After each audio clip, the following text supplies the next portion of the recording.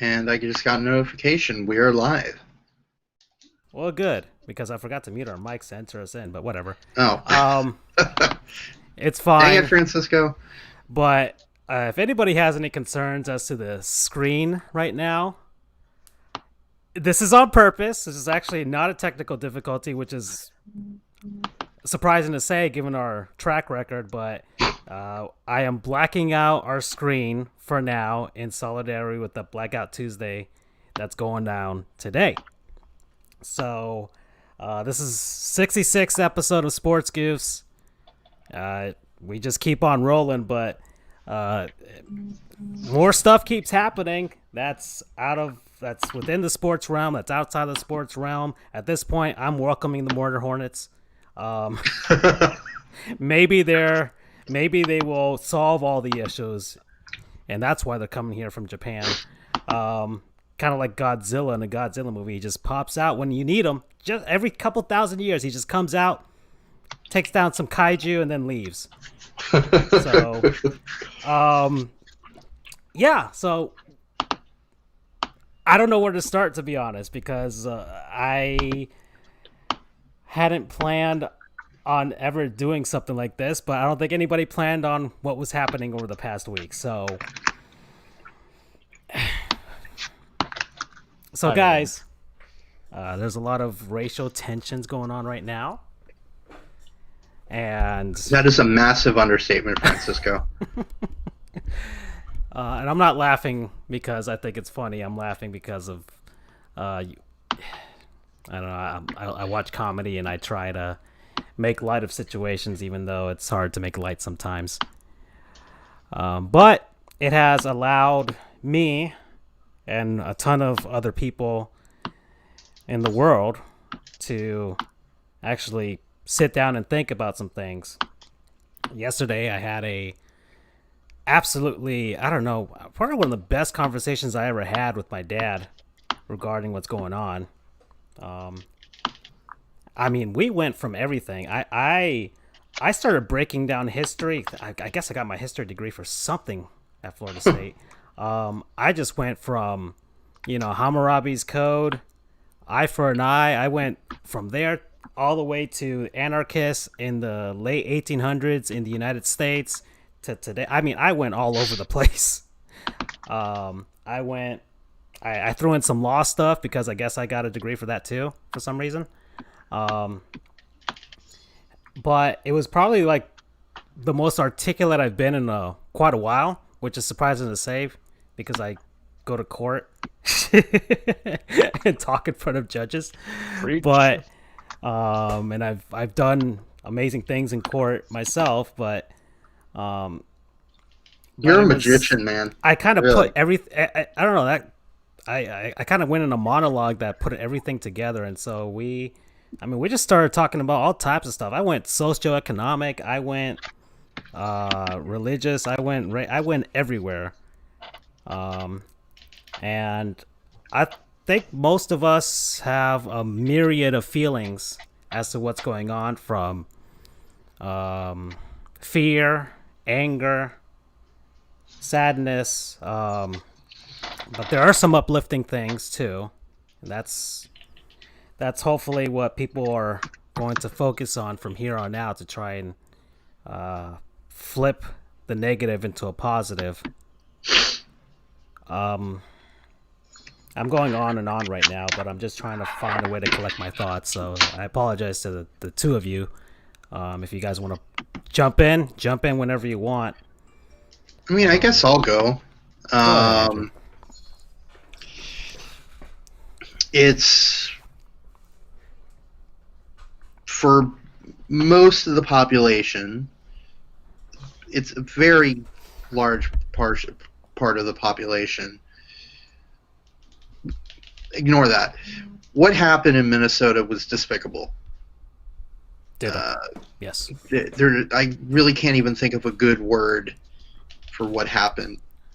Uh, I might be able to go through a thesaurus, but I think that'll just come up short. Um, it's another in a line of despicable acts. that have happened, and people protest. And I gotta say, I understand the riots, the looting and whatever. But I mean, normally I disagree with looting, and I have a lot of conflicting feelings on this. I mean, the only two things that I'm certain about are what happened was despicable, and I love the protests. I'm so happy that they're happening. Um, we keep saying, we'll never let this happen again, but it keeps happening. Whether it's by the police, in the case of George Floyd, or extrajudicially by, I forget his name, it's terrible, Omri, who happened like a week ago before this. It's terrible. It's despicable. I am at a loss for words. I can't think of a good word to describe what is happening. I just hope that some actual change comes out of this. I swing between optimist and pessimist. Part of me says, maybe this will be the time that there will be real change, or that we'll start going toward real change. And then part of me says, I mean, we kept saying that about, God, I can't even remember their names. There's so many. The young boy in Sanford. Trayvon Martin. Thank you. Trayvon Martin, the incident in Ferguson back in 2015. The fact that I can't remember their names is bad. I should be able to remember their names, but it's bad because I can't remember so many, and I feel bad about that. I'm not gonna. I could say something else, but I don't even want to go there because this is political enough as it is. But it shouldn't be political. But that's very good point. It shouldn't be political that people want to live in peace and not have to worry about, oh crap, am I going to get a knee to the back of the neck? Am I going to get shot for buying a candy bar? Telling a police officer, look, I'm carrying a gun. I'm just letting you know I am carrying a weapon, and that didn't seem to matter. It shouldn't be a political issue, but somehow it is. And you guys probably know, but for the audience, I'm a disability advocate. That was basically my career, if you will, before going to law school. Kind of the family business, I guess. I was thinking about it. I was writing a blog, and a big problem is that people are afraid of that which is different.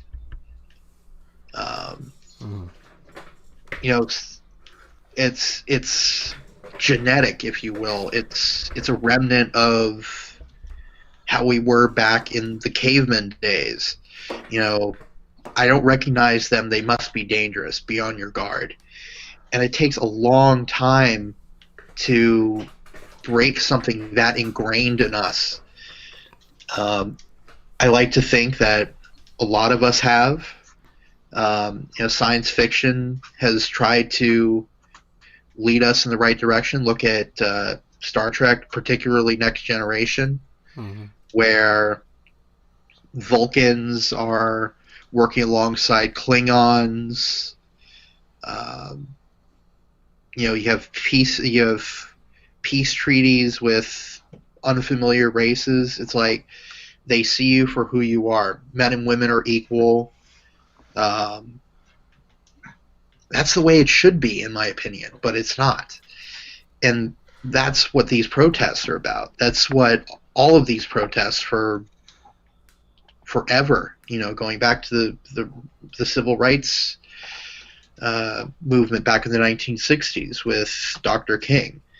You have the Stonewall riots. You have the Capitol crawl for people with disabilities in 1989, 1990. Mm-hmm. That got the Americans with Disabilities Act passed.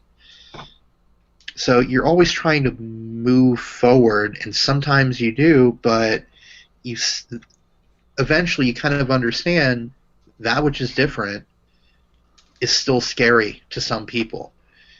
And you just kind of try to, that's the point of these protests, is to bring awareness to this so that hopefully more and more people start to see, that which is different isn't so scary.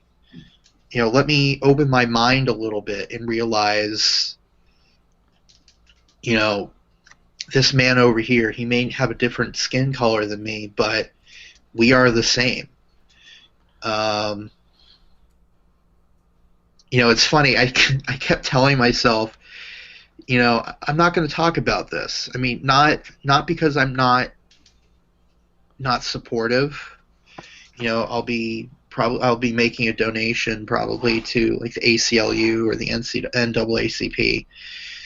But I didn't want to say anything because I'm afraid my boss will find out, or maybe it'll affect further employment for me. But I don't know, kind of having this platform, which, I mean, we have maybe one viewer right now, so not a lot of people are listening. Although I'm sure like the Japanese or Russians will hear this. Hi guys, how are you doing? Oh, and they're wondering what the heck is going on over there, by the way, or over here. Right. It's true. Wow. I've seen the comments. You've got protests right now internationally. You've got Germany, you've got New Zealand, you've got Canada, probably several other countries standing in support with the Black Lives Matter protests. So yeah, I wasn't going to say anything because call it selfish, but I wanted to kind of stay under the radar and build a bit more immunity, if you will, so I'm not, oh crap, if I say the wrong thing, I'll get fired or blacklisted. But I don't know, I just couldn't anymore. And this is as not that much of a public venue to do so I feel a little more comfortable doing it. But something's got to change, guys. It's ridiculous. It's, again, ridiculous doesn't cut it, despicable doesn't cut it, words can't cut it. It's just a deeply held gut feeling. It's deep that what is happening generally is wrong, but that these protests are so right. Okay.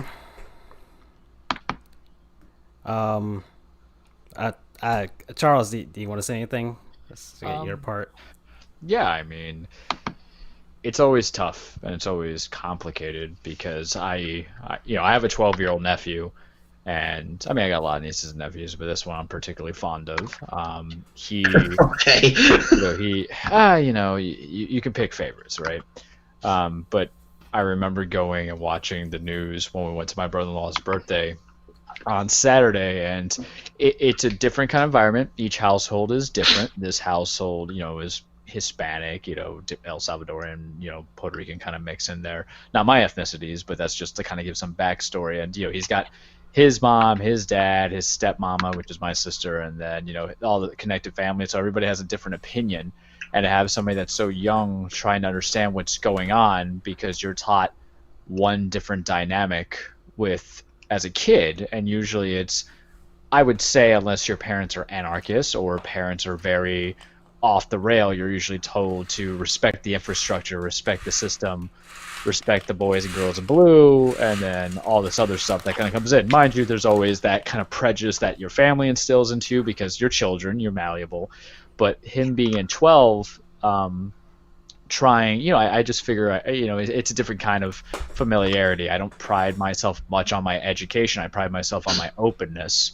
But to kind of give himself a different perspective as an attorney, I think is with the obligation of being an uncle, I guess a father figure. I think I kind of vomited in my mouth saying that. But, I was like, come on, let's go talk for a little bit. Let me kind of tell you certain things. Because to me, and I've been saying this to a lot for people, and I'll tell you guys right now, you guys have known me for a long time. I don't like humanity. I'm not a big fan of it. If you guys have seen season 1 True Detective, I feel like Russ Cole half the time, where we're just sometimes we're diseased, but there's also sometimes good in this world. And I say that because I'm just a spurned old man. It happens. But to see this child and try to kind of explain to him that I talk to him like he's an adult. I don't talk to him like a kid. And what I told him was, this is a very complex issue that there may be the right answers, they may be the wrong answers, and part of it is subjective and objectivity is thrown out. But there's people who have suffered for many, many, many, many, many, many, many, many, many years, hundreds of years, and there's other people who have not really suffered. They've just been afflicted, and all this other stuff that you tell kids. Because I look at it the last couple of days, and there's 2 things that come into my mind. 3 things, I'll say. One, whatever that we're doing, and I never thought myself to be preachy. It disgustes me because I like to be in the corners. Remember, whatever we do, whether it's protest for one side, protest for the other, or be very, very, very obnoxiously ignorant towards the sufferings of other groups and cultures, remember the kids are watching, and remember the kids are listening, and remember that they're viewing either your positions of how you feel and how you act out on those feelings, because they're always watching, they're always learning, and those are who we develop now at the precarious ages of 12, 6, 4, 16. So what we should do, is not just going to define who we are in their eyes, but also will help them get an idea of humanity and society, and maybe they don't become as jaded like me, maybe.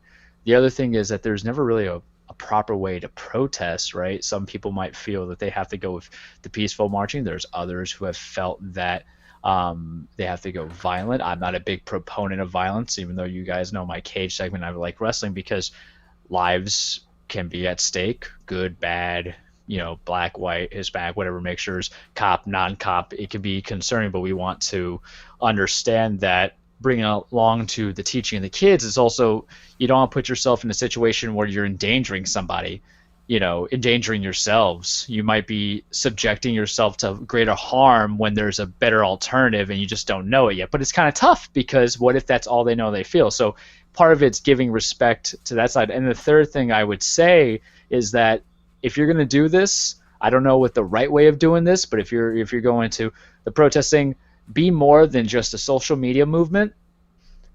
Be consistent, because that tenacity and that vigilant behavior, and I'm not saying behavior in a bad way, but like wanting to show and say, hey, we have issues, we want to address it. It does not solve itself in a week. It does not solve itself because everybody does something on social media. I mean, I guess that's a step. I'm not very social media friendly. You guys know this is one of the things I wish I could kind of do more for the show. But I think sometimes you need to be constant and don't just like do a checklist of like, it did this so everybody knows where we are. Go vote if you want to see something that's truly moving. A great rapper is Killer Mike, known for Run the Jewels and everything like that. I know it's an ironic name given the times, but he gave a very impassionate speech in Atlanta about what his people could do. It was very raw. It was very real. And it gave say, it's like, go vote, deal with how you want to address the process with mayors and state attorneys and district attorneys who won't prosecute these things, or at least have an open dialogue with police about what kind of practices they should do. And here's the thing too that everybody needs to understand is that not everybody's a 100% winner. Not everybody self is a 100% loser. There's going to be wins and losses and finding the right way to do things. But be tenacious and don't let this just kind of be a media fad, and don't let this be a flavor of the week, because I'll tell you guys right now, 2020 has just been the pure definition of being in for the moment and that's it, because we started out with Tiger King and no one even talks about that show anymore, right? And then we have like Murder Hornets, and don't let this just become a blip on the radar when we say that June was just the let's just talk about, you know, civil rights and all this other stuff and police brutality, and just forget about it come July when we have the overlords from Uranus coming back to reclaim the planet, or Mars or Jupiter.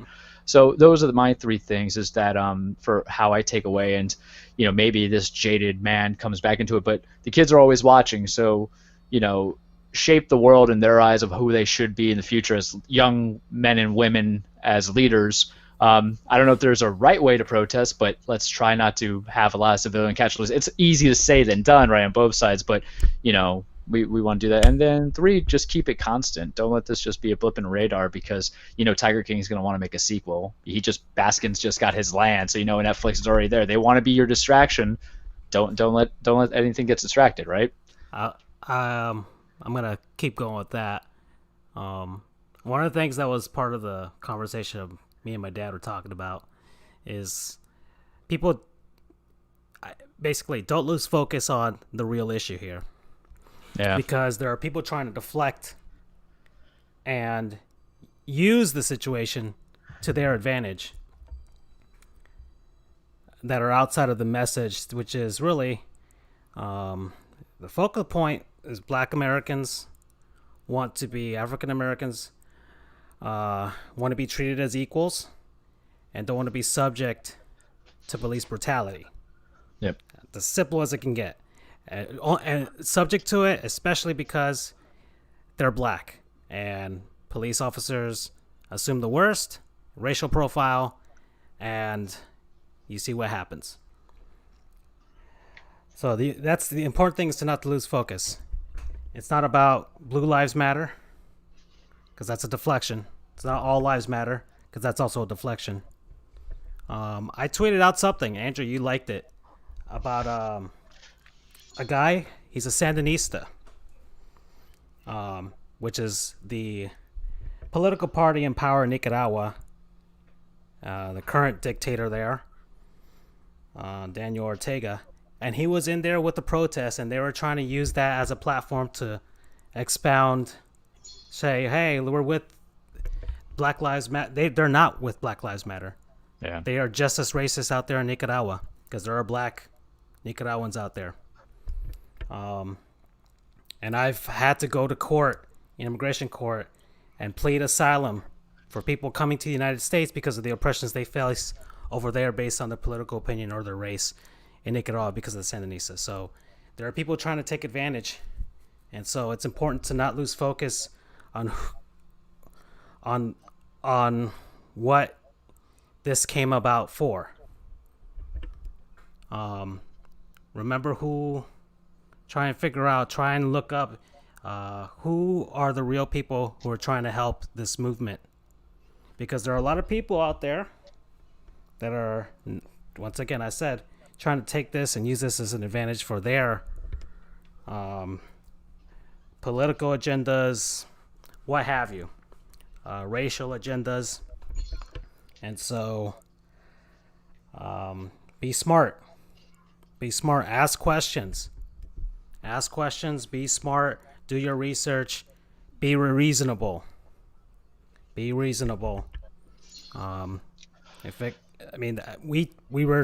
taught, I guess we learned something in law school, to look at both sides. There's a gray area, blah, blah, blah, but a lot of people don't have the education that we have.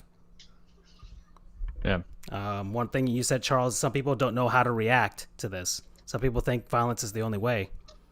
And it's up to people who have a higher status, or who have more experience, or who have a higher education, to help lead the folks who may not have that and don't know how to process what's going on. Like, as you said, you talked to somebody that was younger than you, your nephew. I talked with my father. I talked to him about history and stuff. My father's a smart guy and everything, but we had to sit down and people go on emotion. A lot of people are going on emotion right now. A lot of people are just going straight on emotion, and when when that happens, you lose your sense of reason. So it's important to try and take a step back, try and listen, try and read, try and look things up, read up about history, read up about all types of stuff. Try and get inspired. You know what I did an hour before the show? For the last hour before this? I read up on Joe Louis. I read up on Jackie Robinson. It may seem cliche, but I felt like, man, these guys were fighting for something a long time ago, and the fight is still going on. But I want to see how they did it and what they were doing. And especially Jackie Robinson, he said the most important thing for him. He told Hank Aaron, he's like, it's really the most exciting part, or the part you can do most, is with your post-playing career, what you do afterwards.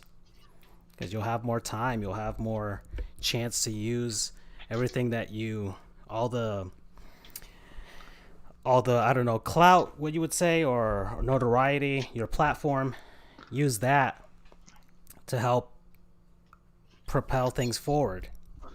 And a lot of I'll try and wrap it back to sports here. I mean, I'm already talking about Jackie Robinson right now, but a lot of current athletes are trying to do that right now. The hope, I mean, I think there were some guys that were out in Tampa, some NFL players that were there that were helping up with the cleaning after some of the riots and destruction around that area. It's all about trying to once the emotion is settles down, is to harness and like you said, Charles, the tenacity is to keep it going, but with a focus, a plan, and with people who can truly help lead other people. And it's not necessarily just people who are African American. It can be anybody. It can be Asians. It can be Native American, Hispanic, or white. Yeah. I shouldn't have to think, man. I shouldn't have to think I can pass as a white guy. But sometimes I do. I mean, damn right. That's the weird part. Like, something I want to chime in I think you said is good is that everybody's country. I mean, you guys know I've been everywhere. Yeah. In this place, I've been places that you didn't think people would live there, but they live there. And I've always thought, man, I can pass as a white guy if I have to. But it sucks that I have to think that. It sucks that I have to be worried about certain people in my family. It sucks that I have to worry about that type of stuff. But it's not like for me personally, it's not like I can't recognize the difficulty of being a police officer. My master's degree, I interned with the Palm Beach County Sheriff's Office. I was with police officers. I rode alongside them. Their job isn't easy. It's not. Yeah. It's not an easy job. I'm sure Charles, I mean, you're in DV. I'm sure you've interacted with a lot of police officers. It's not an easy job. My best friend from college, he's a police officer right now. He started his career. I called him this past weekend to make sure he was all right. So it's not like this is multi-layered. This is not. People try and make it simple, and it's not. It's not a simple thing. Some people want you to think it's simple. It's. I'm sorry, I'm saying it's either black or white. It's not. There are so many. It is. What the hell was that marble cake thing that we learned in law school? There was something about a marble. Was that in Civ Pro? If it was, then forget it. I hate that. I mean, what is chicken is usually the thing that I remember most out of law school coming out of contracts. But marble cake, I don't remember it, man. I remember something. I remember it, but I don't remember which class it was from. All right. Well, I'm gonna assume it's Civ Pro, in which case I hate that. But it's so multi-layered, and this thing runs so deep, historically, that you can't just explain it that simply for people. And so the idea is there's time. There is so much time in this world, people. There is so much hours in the day. You can look stuff up. Yeah, everybody. We have all. We have pretty much all the knowledge of humanity in the world in our pockets now. And some people choose not to look stuff up. We're taught to learn. I mean, our careers are looking stuff up, but people do it for yourselves. Take some time, figure it out. And there are some people you're not going to convince. Don't focus on them. There's others. So, oh man, we're 30 minutes in. Anybody else want to say something? Yeah, I don't think there's much more we can say. Yeah, I mean, this is just a few days in. The conversation is not over. Yeah. Mm-mm. The conversation, but the fact that we're having one is It's a good start. there. You go.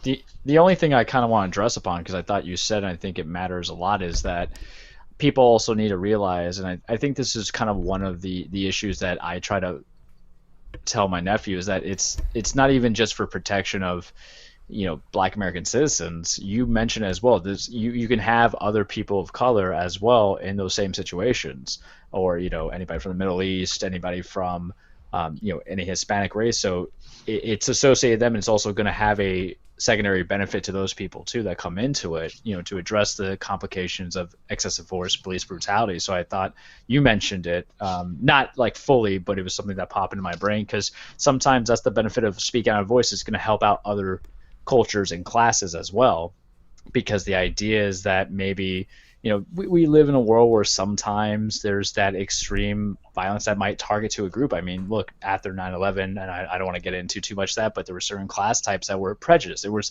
prejudice here with the new administration that came in, about if anybody who's illegal, right? So it could be with the virus.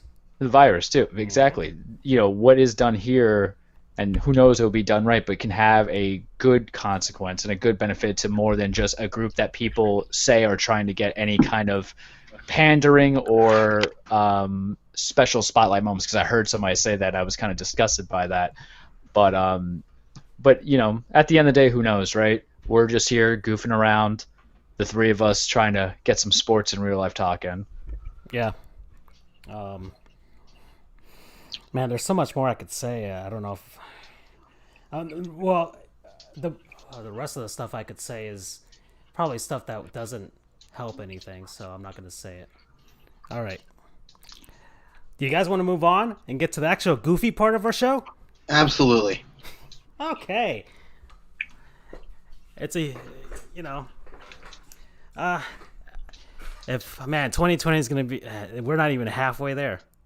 I mean, we're kind of sort of close to the halfway point officially. Yeah, we've got like 20 days to go to the midpoint. Okay, roughly. I'm looking at that super volcano that's in Yellowstone National Park. I'm betting that one's going to go off this year. So let me ask you guys something. What do you think 2020's non-sponsor would be? Would it be Kleenex for our tears and our sufferings and for our sneezes? Would it be, would it be Lowe's for all our stuff? Would it probably be Amazon, right?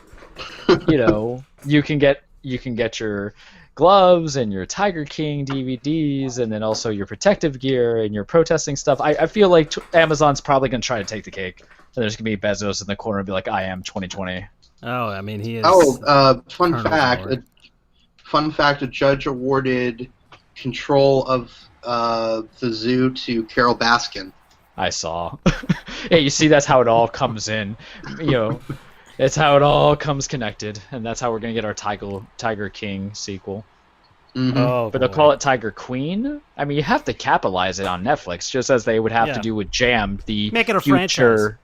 Yeah, the future franchise right there. Just as Jammed, our TV show that we created, and then Aces. Well, I thought Jam was the sequel to Sausage Fest. Well, it's the way that Dodgeball, a true underdog story, is a sequel to Heavyweights, starring Ben Stiller, both movies, is the way that Jammed is the sequel to Sausage Fest. You're connecting it to the universes, unless, here's my shout out, Sony Pictures and everybody affiliated with Sausage Fest wants to option my idea, and I'll sell out for $10,000 right now. I got a car to pay off, and you guys can do what you want with it. Hint, hint, wink, wink. And then Aces, I mean, what's the Williams sisters doing right now? Nothing. And wouldn't they want to go save the world from secret agent terrorists who are opposing tennis by the name of golf with a cameo by Tiger Woods and his secret organization by the name of Clubs? I personally think, that we can do this. Oh boy. Can I get our player we can remember to forget in here? By all means. I'll start off with that one. Before Clubs. All right, guys. So I had planned this out before all this stuff happened, but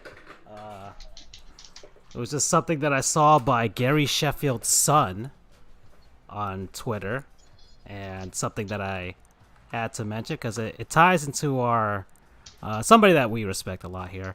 Our player we remember to forget is Phil Nevin. Ah. Oh, yeah. Yeah, all right. So there's Phil Nevin, third base and first base, outfield. Played for a bunch of teams here. So he played for the Houston Astros, the Detroit Tigers, the LA Angels, San Diego Padres, Texas Rangers, Chicago Cubs, and the Minnesota Twins. Played at Cal State Fullerton. Andrew, team name? Fullerton? Yeah. Titans. The Titans, okay. Won the Is that right? Huh? Is that right? I don't know. That's why I'm asking you.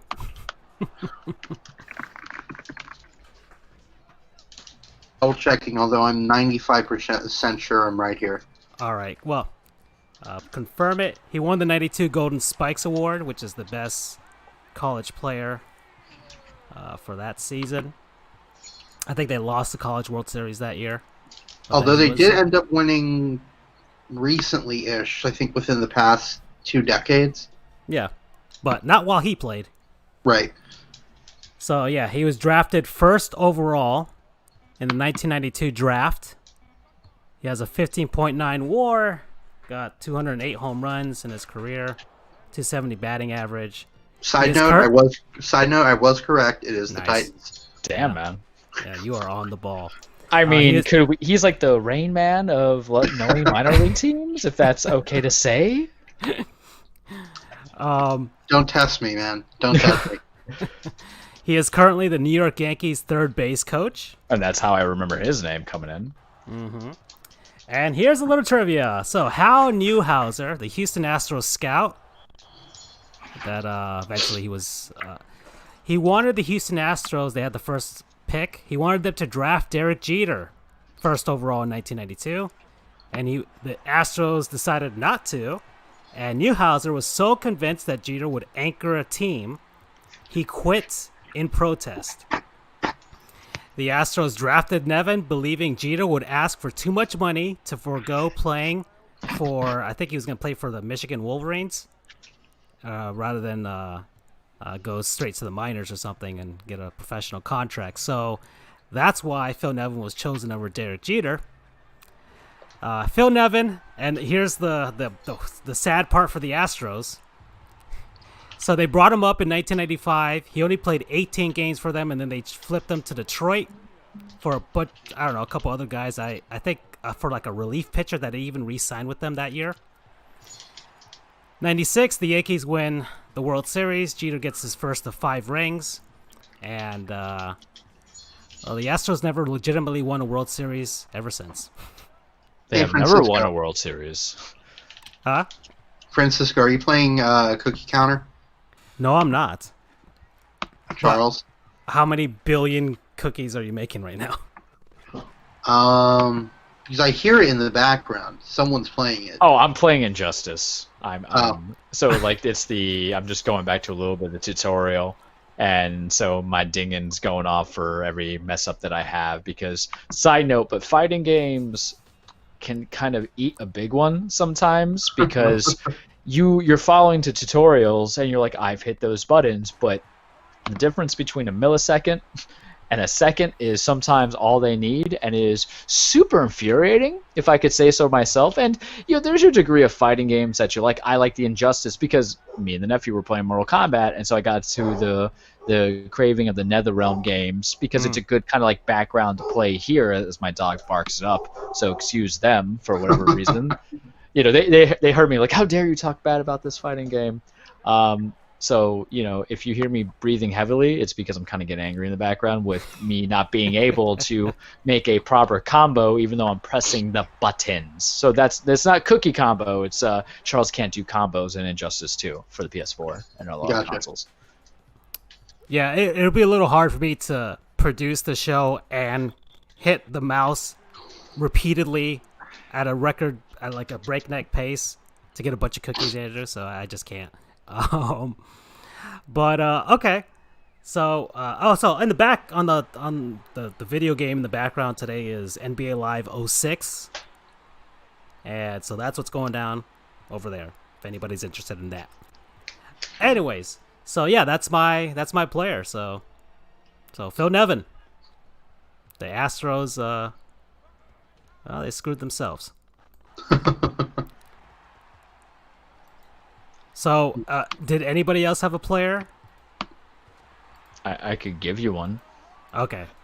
So, we're thinking about old games, and, Francisco sent out the kind of list of, oh, hey, Madden gets relicensed. And, with Madden, you would play so much of, and I don't think it's fair to kind of say, hey, this guy to me is, trash or anything like that. He's not. I think he's kind of a exceptional human being. But we forget about him because running backs tend to have a very short lifespan in the NFL. Probably the position that kind of disappears, and even more so with free agent running backs who don't get drafted. So to me, and he's a former Texan and he's a former Dolphin. I believe he kind of blew up a little bit in those years where it was Gary Kubiak. So Arian Foster for me is a player we remember to forget. And it's not so much of like he's bad. I still remember him now, but it was kind of like what he would do as a someone who comes in as an undrafted free agent running back to kind of set the game as being one of the leaders in rushing for that team and also for scoring touchdowns, and then just kind of decline coming from there because this guy wasn't drafted and he's 33 now. He's been retired since like 2016, so he was kind of going once his prime left him, but he still tried. But he was coming undrafted. He was coming out of Tennessee. He was with Houston from 2009 to 2015, four-time Pro Bowler, two-time rushing touchdown leader from 2010 to 2012, NFL rushing yards leader in 2010. He played for the Dolphins for 1 year and didn't lead to anything. I think he was just there to kind of like try to make something happen. And then I think that was Jay Ajayi's first year. 4 games. Yeah, but the injury bug had kind of caught up to him. But for a guy who was only I would call him a short-term starter because he had a lot of injuries kind of building into it. He still amassed over 6,527 rushing yards, 54 rushing touchdowns, and he had 14 receiving touchdowns to go along with it. So I always found his career to be interesting because the Texans have a great way of being like overrated but good enough, and then underrated but then never want to give too much rated, and it kind of shows through the Bill O'Brien years and the Gary Kubiak years. It's my nice way of saying like you shouldn't be good but you still are. And that generation with Kubiak, it was Matt Schaub and Arian Foster who kind of led the way. They didn't really have a guy because remember he was kind of taking over Steve Sladen, who I think was a former player we remember forget, and I was looking at him but I'm like I don't remember if I used him or not.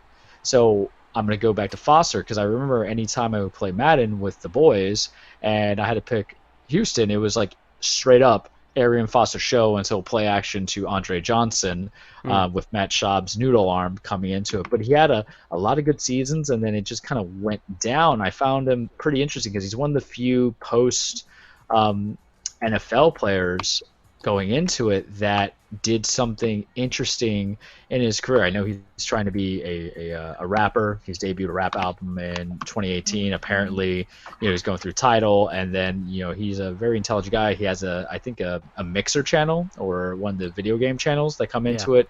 He has interest in doing film and television. So I think he's kind of bringing in this kind of new wave of how to do stuff post football, post professional sports, because not everybody, and I don't know him well enough to be like if he's personable to be a superstar and like entertainment world the way LeBron's trying to do Space Jam 2, because LeBron's trying to do his collective of Hollywood love once the NBA careers are over, and not everybody has the opportunity and the ability to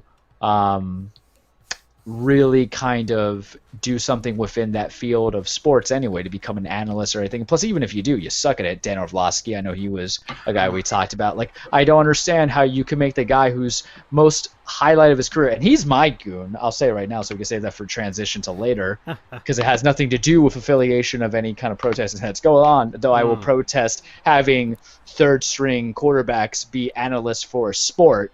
I have no problem if you were good in college and you sucked in the pros and you actually being a coordinator for a team. That's life. Those who can't do teach, right?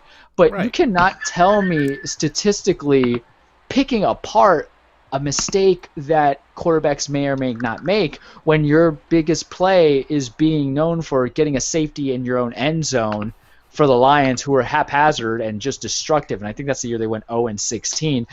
I don't get it. Steve Sladen, I'm not Steve Sladen, but Arian Foster's not that guy, but he's getting his toes in there. So I think it's one of those few things where if he comes up in some way, shape, or form, in different form of media, and I say media being entertainment, whether it be video game, music industry, movie, theater, or just whatever, because anything could be media these days, social media. Look how we got famous, right? I'm saying we're famous. I don't care. We'll be famous in the future.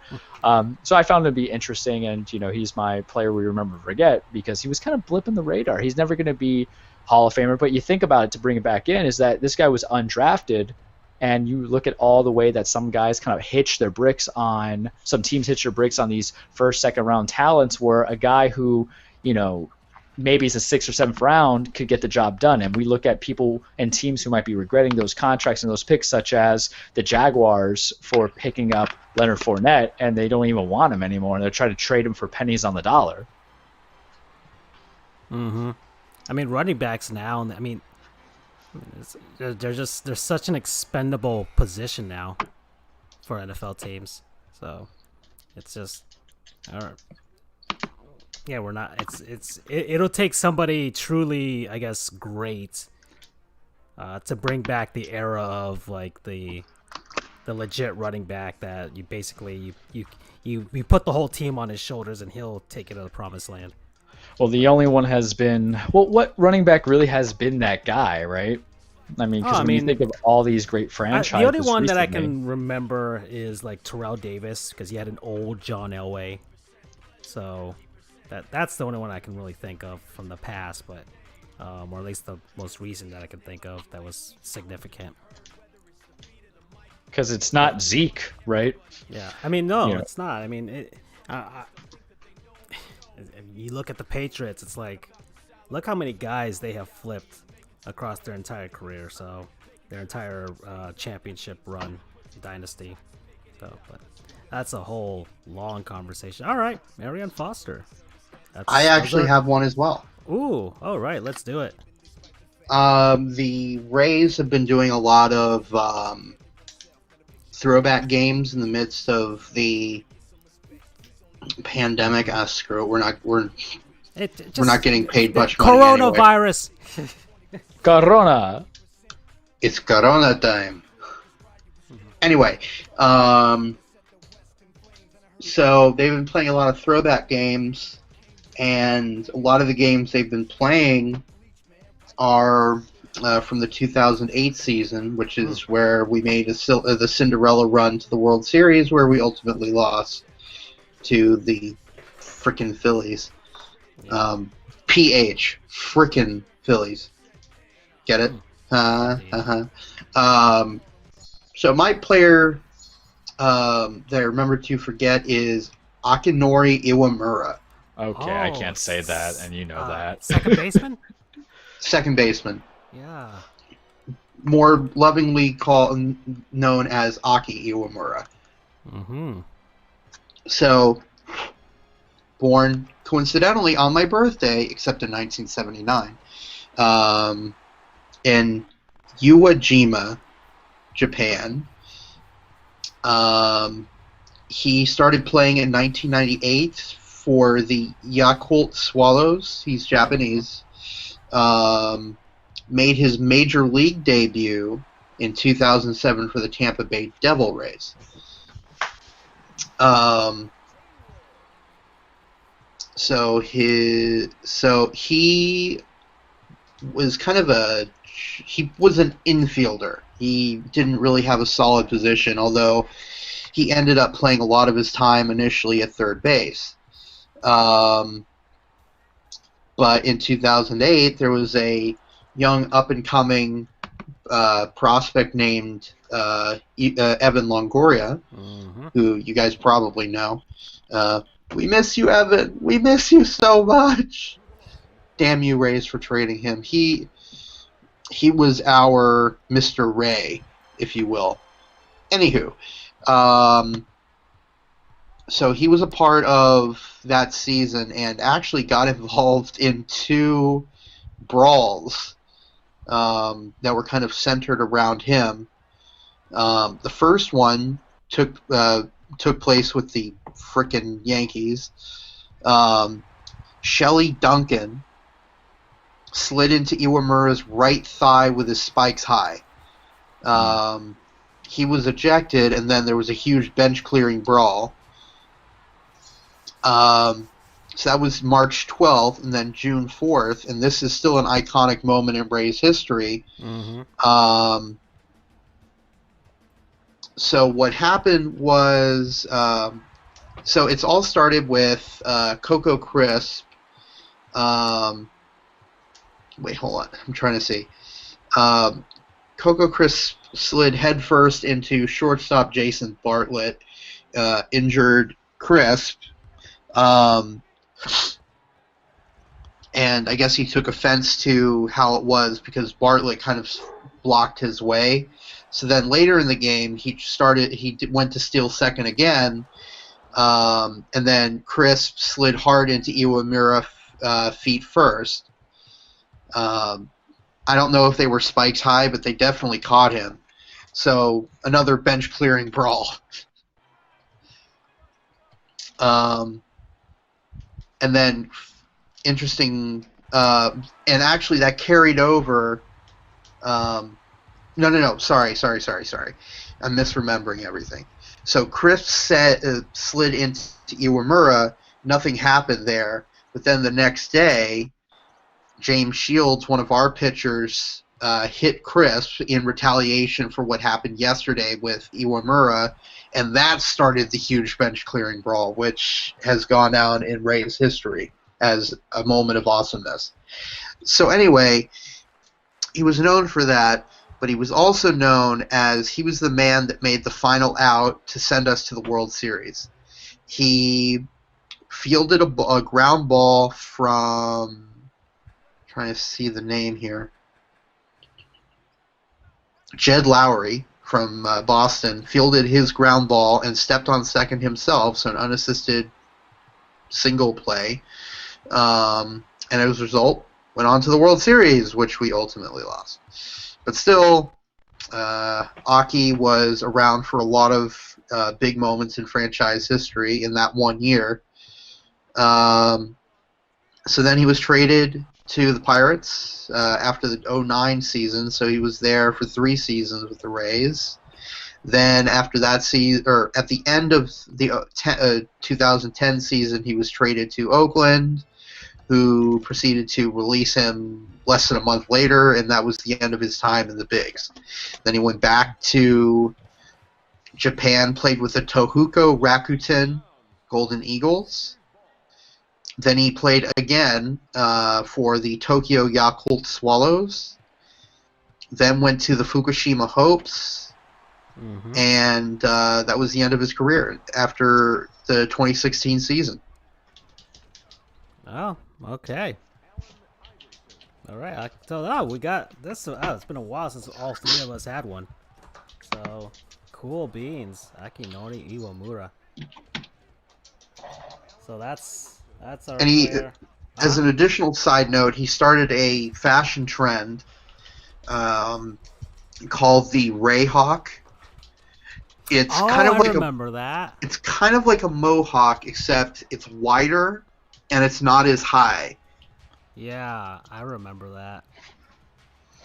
I remember that from their run there. Okay. Well, thank you, Andrew, for that nice going down memory lane for all those guys. Got to show some love for my Rays. Mm-hmm. All right, so a cool thing.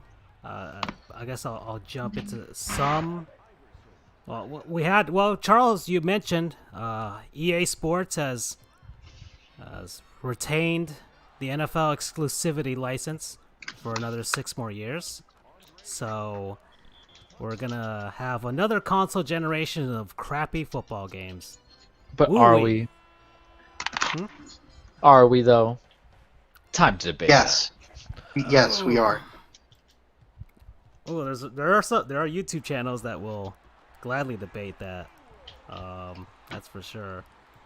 But a fun fact. Okay, so the NFL 2K series which used to be the only competitor for EA back in the PS2, Xbox, GameCube days. That was the last time we had some competition. Did you know that the announcers from that game weren't real human? They were human beings, but they were characters that they made up just for the games. Really? Yeah, they weren't legit broadcasters from either ESPN or Fox or CBS or what have you. They were just two guys that they hired. Sega hired back when it was a Sega property, back for the Dreamcast. 2 guys that they hired, and they retained them for every entry in the series. Interesting. So there is hope. Yeah, so they had some witty banter and everything like that, but they were just characters that they made up, and a color analyst and a play-by-play guy, which is pretty cool. But yeah, so that's EA. But the other thing that I wanted to mention is what the Dolphins are doing with their stadium. They're going to turn it into a drive-in theater. Ah. So that's cool.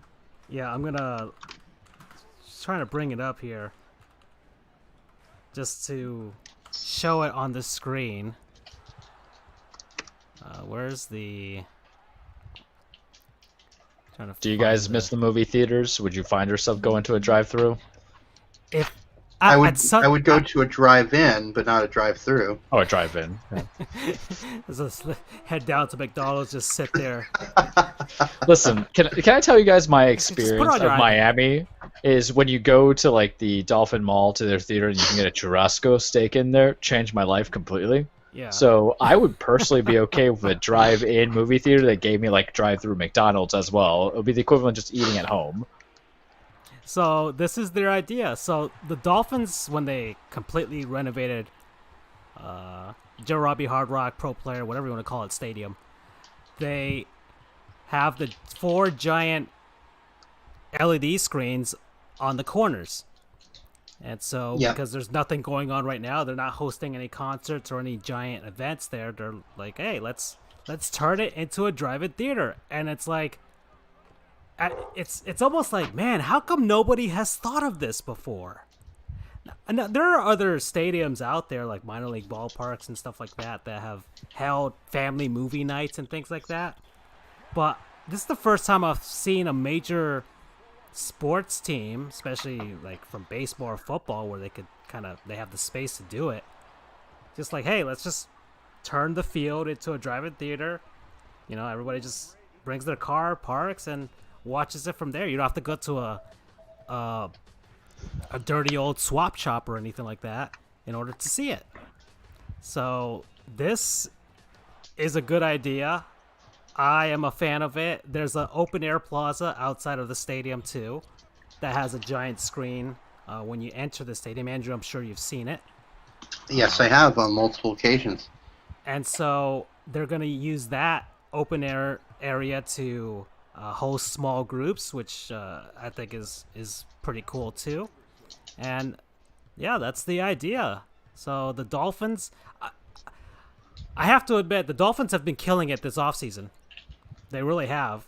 Like, I don't know who they've hired as their public relations people, social media people, what have you, as they're scouting and draft and all that stuff, but they've won a lot of people over, and they haven't done anything incredibly terrible so far, which is a welcome relief, if not kind of scary. I mean, when Godzilla comes and destroys the stadium, it's going to be a shame they would never have won a Super Bowl, but in my lifetime. But still, they've been killing it this offseason. So if once this thing starts happening, it's going to be pretty tough for me to like not stay away. I would like to at least see one movie at that stadium. Of course, I think the ideas for the movies were just like old sports movies and old Miami Dolphins football games, which is like so I'm just gonna watch a bunch of old footage from the 70s, which is not my cup of tea.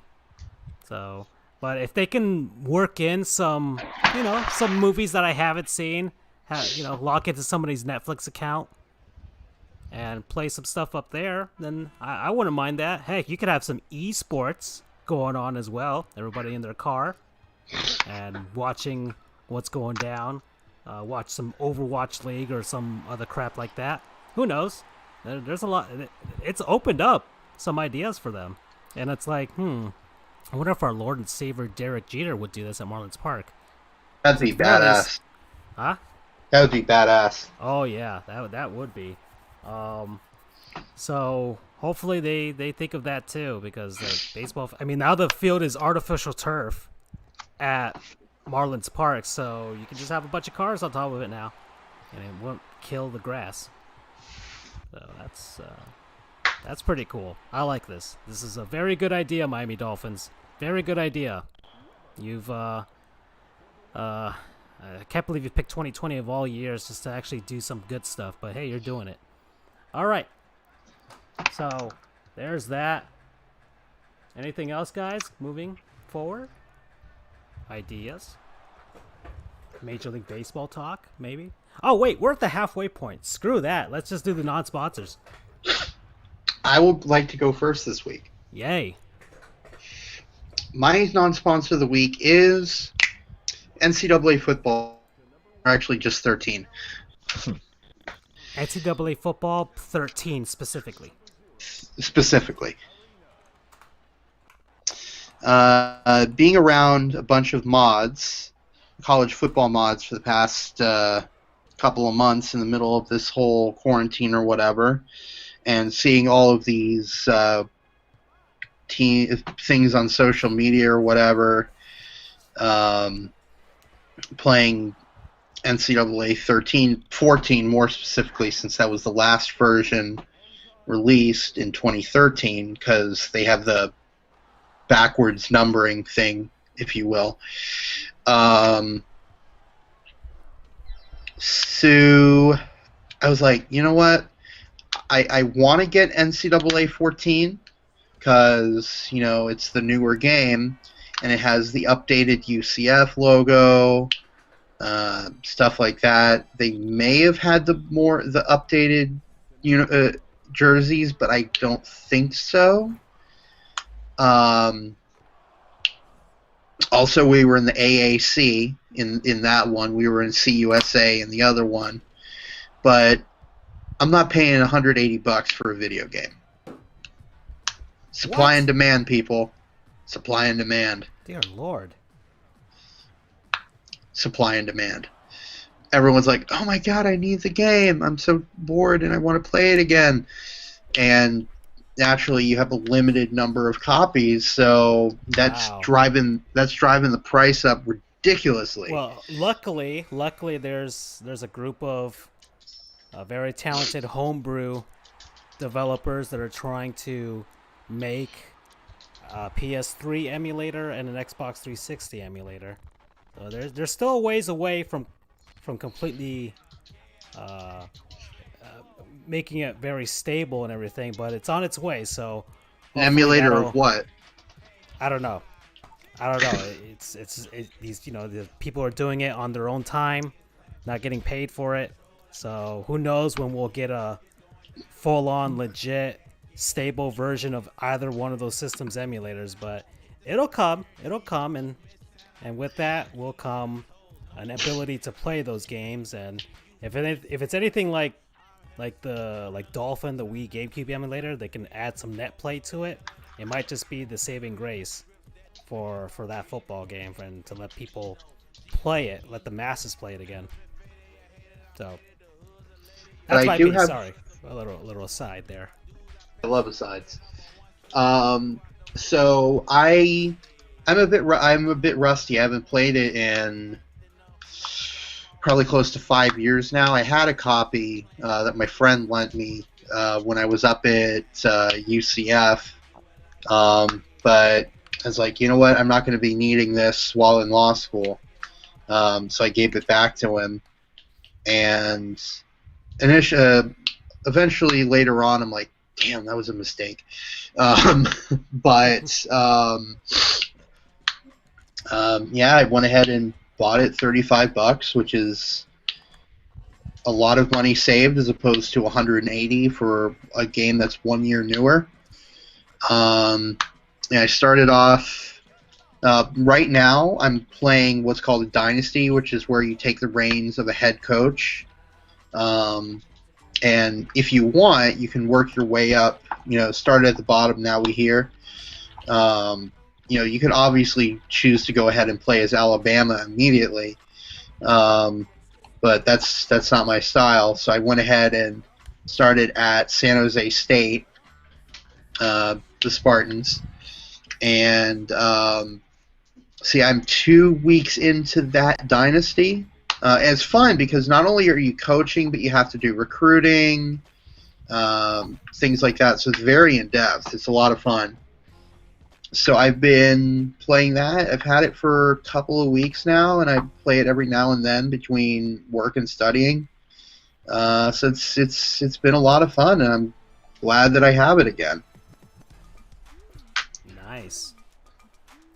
And once this is all over, you guys are more than welcome to come over and play it. Nice. Yeah. I mean, that's not the Tim Tebow one. So who was the 2013 highlight that people would try to farm and play with? Because I'm trying to remember. Because there's always that quarterback. Well, the cover athlete was not Blake Griffin. Gosh, Was it Robert? It was Robert? RG3. Yeah. No, that's the danger coming in from there. Everybody pick him and just run. It wasn't RG3 alone, actually. It was RG3 and Barry Sanders. Because they put a lot of emphasis on Heisman that year.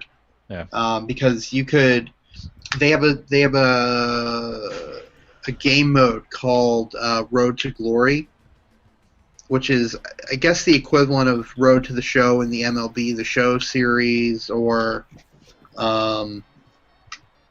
whatever career mode any sort of thing has. So in addition to just your own personal Road to Glory, you could do a Road to Glory for the Heisman winning season of Doug Flutie, Barry Sanders, obviously. Let me look that up. What? Herschel Walker. I saw a list. I think it was like Herschel Walker, yeah, Doug Flutie, Barry Sanders, and a bunch of other guys. Looking it up. I'll tell you this: it's still a pretty good-looking football game. Oh, it is, no doubt. And it is college football. And when it came out and when I was playing it, I did not appreciate college football nearly as much as I do now. Yeah, lots. Basically, since 2016, or really since like 2014, my fandom has really picked up. not just of UCF, but the sport as a whole. Mm-hmm. Let me see. I'm looking. Trying to see. Why can't I find out who the players are? It should be on the Wikipedia. Desmond Howard. Okay. And actually, you get to choose which team you're on. So, if you wanted to be really sadistic, you could put Desmond Howard on Ohio State. Hola, Freddie. How you doing? Yo, Fred. Hey, it's Freddie. How are you doing? So, okay. Man, that's a gosh darn looking football game. And excuse me for saying that because I've been playing games that I only go up to the Wii in terms of power. So anything that's even slightly better than that from, I don't know, the PS3 or the 360 or Wii U or anything on from there, it just looks like frickin' the Mona Lisa to me. Yeah, it's a good game. I'm glad I have it again. Okay. So Friday's having a beer. That's the first time I've heard somebody that's ever drank while watching us. So that's an accomplishment right there. And okay, what's your promo code, by the way? Promo code.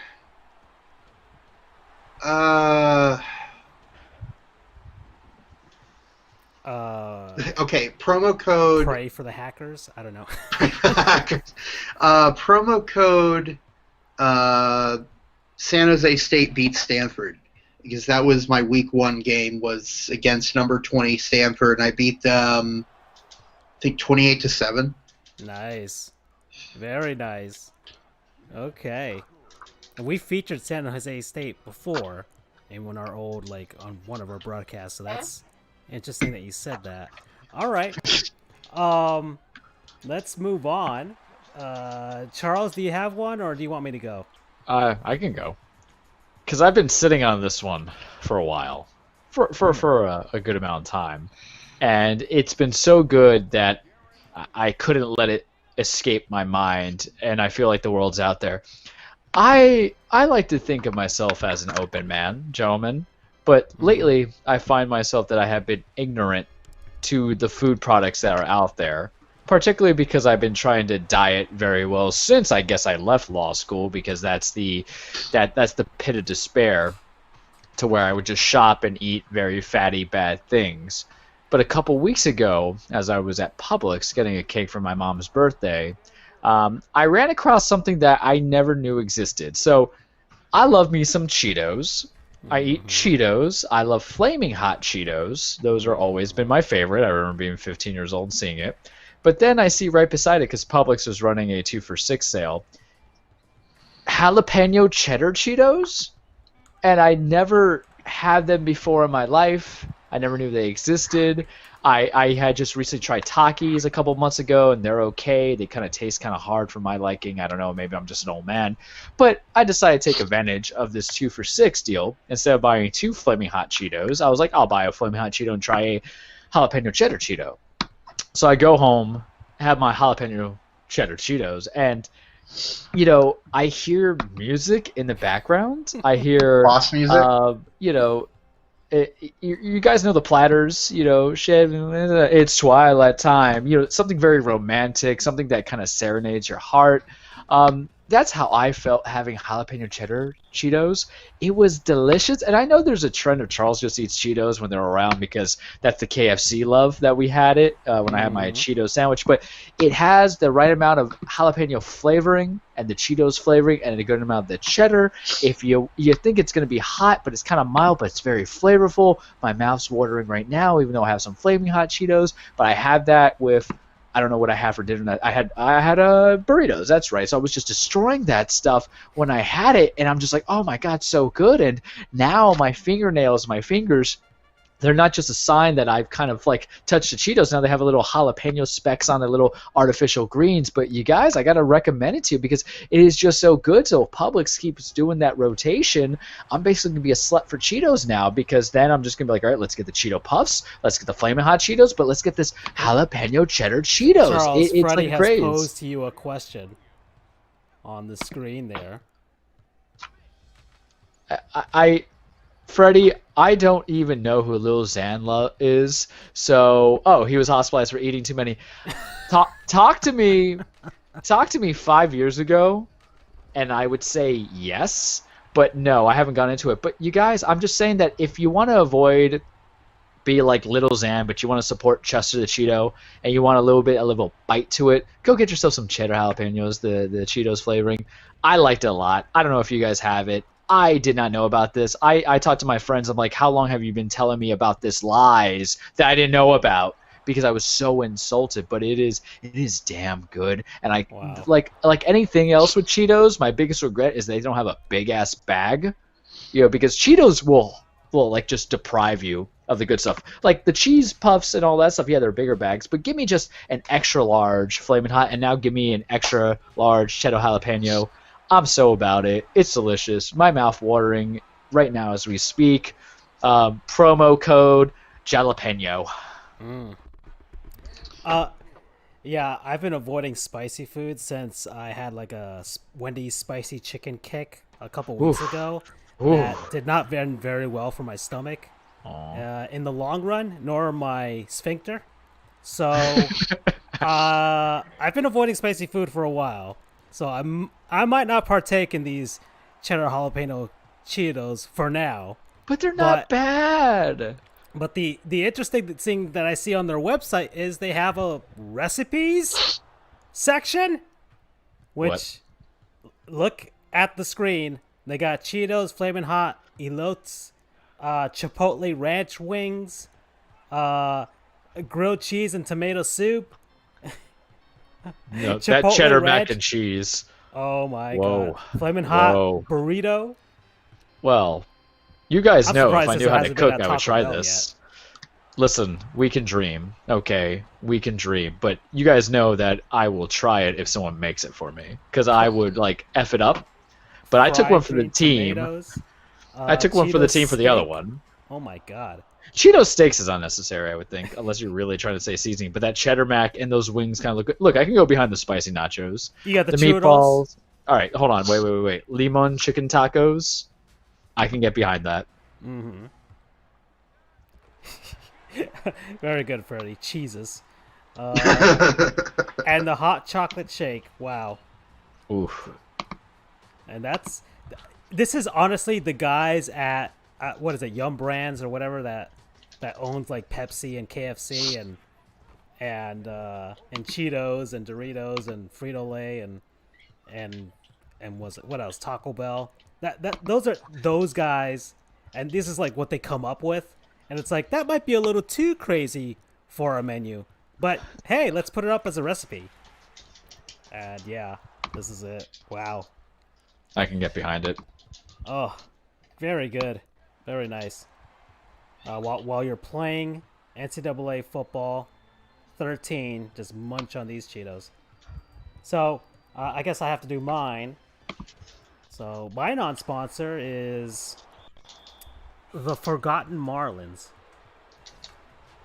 Guys, I actually bought a book. You were mentioning that to me. Yeah, I actually bought a book, which is very surprising. For anybody that knows, I hate reading. I had to do it for a long time in school, and I've done enough reading for my life, but I guess I'll have to do it for my career, if you want to say so. Anyways, I wrote like an article for Fish Stripes, SB Nation's Marlins site, about some ideas that I have for sprucing up Marlins Park, and in the middle of my research, I came across this book, The Forgotten Marlins, a tribute to the 1956 through 1960 original Miami Marlins. And of course, I have a baseball cap of the original Miami Marlins, a orange and blue baseball cap that the Marlins wore once for a game.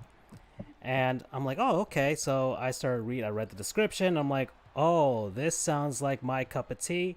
And so far, I'm about like 8 or so chapters into it, and it's really interesting. It's pretty cool how many big baseball names were involved with this version of the Marlins, which was a AAA team back in the late 1950s, and how they tried to uh, create baseball fever back here in South Florida. This is before the Miami Dolphins existed, of course, before the current Marlins, before the Heat, before the Panthers, back when the Hurricanes were crap. Well, the Hurricanes are still crap now, but ooh, yeah, yeah, you guys have been dead since 2003. So, anyways, and so have the Marlins, unfortunately. Anyways, but this is back in the day, and these teams, it's a really interesting read. I'm enjoying it. This guy, Sam Zigner, I might be butchering the name, but he lives down here. Decided he wanted to write his first ever book, and he just wanted to write about baseball, and so he did a lot of research and hunted down some of the guys that are still alive that played on this team or were involved with the team. Uh, Went to the library, went to your local public library, which people don't do anymore nowadays, but he found all kinds of things about them and compiled them into this book. I'm enjoying it. I've been reading it a little bit each night to help me go to sleep, and you can get a free sample. I bought the Kindle version of it. It's slightly cheaper. Now I'm kind of regretting not getting a paperback version of it just to have it around and put it in my office so it looked like I'm smart. But whatever. That's fine. I got the Kindle version. It's a good read, and if you just want to learn about some old baseball players, which I've been doing on our simulation series for quite a while, yeah, go ahead and do it. Just go ahead. So promo code. I'm trying to find a reference from the book.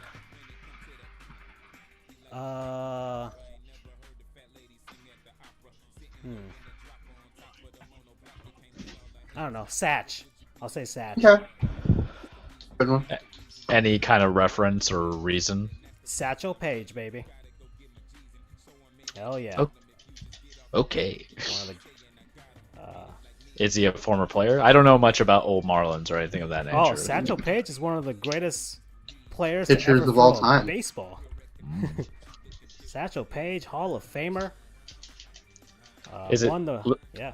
to learn a goof moment? I think we Oh. can transition that because Oh, sheesh! I could do a Let's Haul y'all about Satchel Paige if I wanted to. I could. I didn't.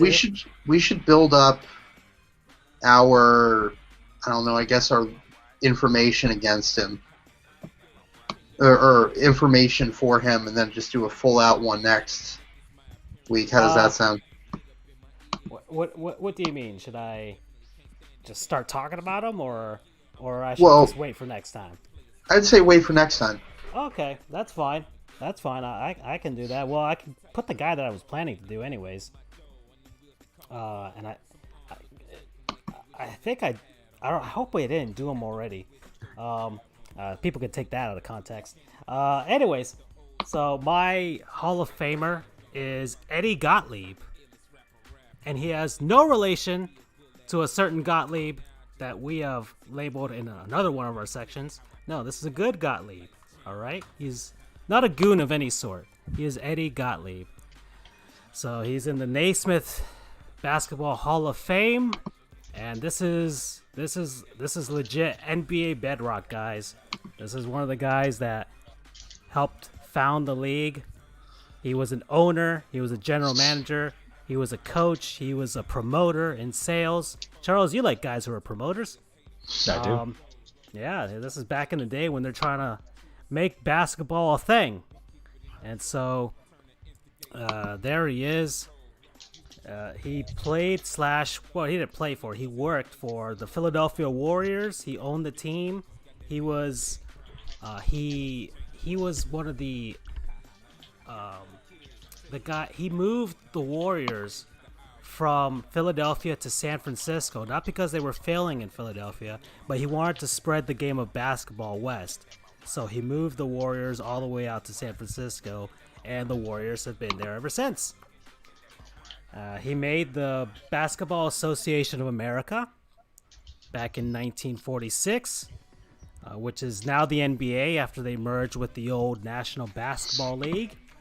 The Rookie of the Year award is named after him, and he won 2 championships. 1947, the first ever, and I guess NBA championship, the first one that the NBA recognizes, won by the Warriors. And in 1956, they also when he owned the team officially, that's the second championship that he has. And so, yeah, this is one of the guys that is the reason the NBA has grown exponentially. Well, this is the guy who helped start it all. So, Ed Gottlieb, everybody. Congratulations, sir. So that's my Hall of Famer that I got for you guys. So, anything y'all want to talk about? Anything that's out there you could talk about? I got a minor league team. I got a bunch of stuff, guys. I'm prepped for this one. I am prepped for this one. Go and do it, my friend. Guys. Okay, I guess I'll keep going. So I guess I don't want to completely hijack this episode, to be honest. Go for it. I'm cool with it, man. Andrew. Yes, sir. Stephen F. Austin. They revealed some logos today. Go Did Lumberjacks. you know about this? I did not. They are the Lumberjacks, correct? Oh, man, you are good, dude. Dear Lord. I know I used to do guess that nickname team with name. you guys, but Yeah. I would love it if you guys could flip it on me to see how much I know. Yeah, it's like, well, it's some obscure college, and you find it, man. You figure it out. Wow. Charles, I have a task for you. Tell me. Go and find the most random. Give me like 5 teams. Find the most random teams you can think of, and after this segment, I want you to test me and see how much I know. All right. What's the sports? You want it to be minor league. You want it to be college football. Okay. I mean, Yeah, minor league's super hard. I mean, there are some weird names out there. I mean, listen. He's basically stroking himself on his greatness. Let's give him a challenge outright. Yeah, we don't. He's a lion, man. He just goes straight for the jugular. He ain't gonna pussyfoot around. But I will do this to go from there. We'll call it the Andrew Knows Best segment from here on out. So I will be perusing. You guys go through. Do you guys remember FBS, that? FCS? What was it? I think it was like a show on ESPN, Stump the Schwab or something like that. Yeah, Yes. it was something Schwab. Yeah, that's kind of what it feels like. That's kind of what it feels. So anyway, Stephen F. Austin, they revealed some new logos today. They wear purple and white, and so that's what went down today. This is the change from, hey Andrew, they got rid of the beveling that you hate so much. Thank God. So they've changed their shade of purple to a kind of like a lighter version of it. Cool. Let's see. So there's the one of the alternate logos, SFA. They got the end of the axe with some of the, I guess, the pine trees that you can see in that region of Texas. Oh, that's pretty. Yeah, it's pretty cool. I like it. They've got this one. They've got like the Lone Star with the trees there. I mean, it all makes sense. They're lumberjacks, so they got the Lady Jacks instead of lumberjacks for their female teams. And there you go. All right. So they're jacking it over that Stephen F. Austin. That's for sure. Let's see this. Let me see if I can just play this video here. And here we go. So they're showing off the pine tree. So, Andrew, what conference do they play in, all that stuff? That I don't know, but I know that they are Division One, and I do not believe they play football. Mm. So they're more known for their basketball team because they, at least this past season, they pulled off a major upset against who I don't remember. Check the screen. Freddie's got that. They do play football. It'd be kind of weird to not have a Texas team that doesn't play football, or to have a Texas team that doesn't play football. Southland Conference. Oh, okay.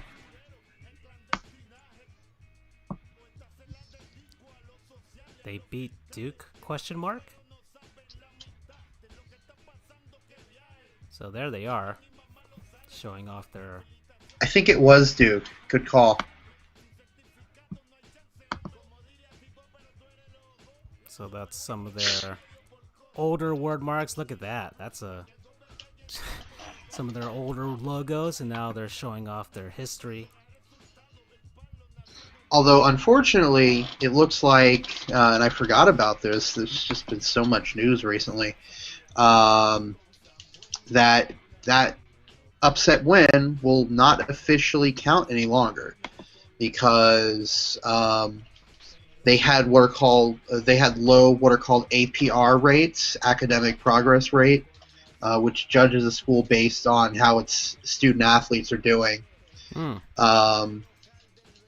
So they have been, was it football or just... So football will not be allowed to participate in the 2020 postseason if it happens. And that'll be interesting. If there is no season, will that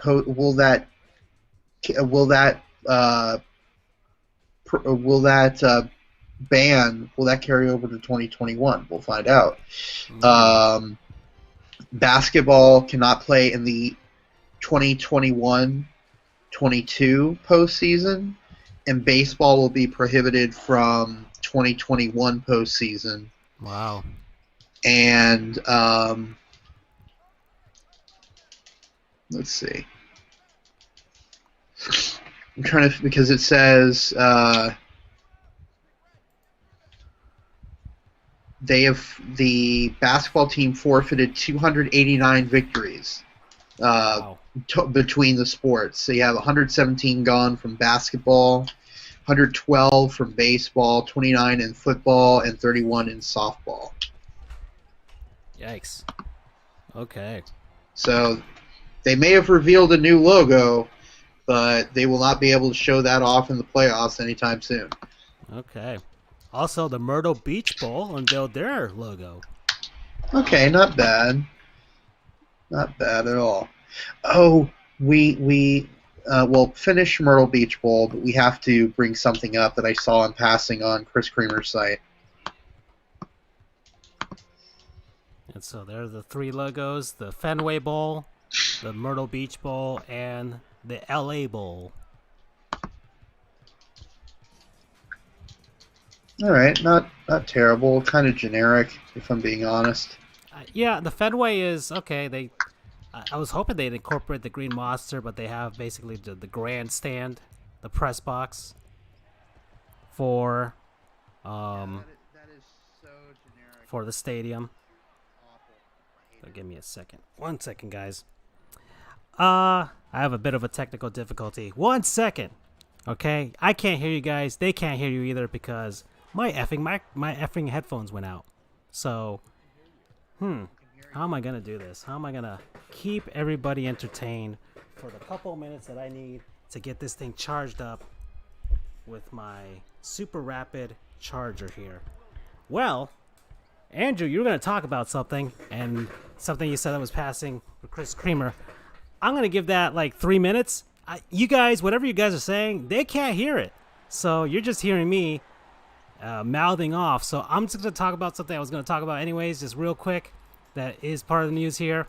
Yes, Andrew, LOL to that. You can kind of type whatever you want over there, and we can see it at the very least. While that thing charges for, I just need like 3 minutes for that thing to charge, because then it'll be charged. Well, one news: the Arizona Coyotes will be wearing their Kachina throwback uniforms for the rest of the hockey season, which is basically the playoffs. They have made the playoffs, and that was we talked about that last week. The NHL's 2014 format, that is going to be what they're going to do once they resume play.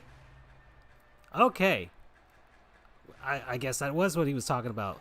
So yeah, the Arizona Coyotes are going to return to this. Andrew, I know you love this look, and I think a ton of people love this look, much like we all love the Mighty Ducks look, and hope the Coyotes come back to this and make a modern update to it and keep it going with the retro look, especially for a team that's looking for hope for its future in Arizona.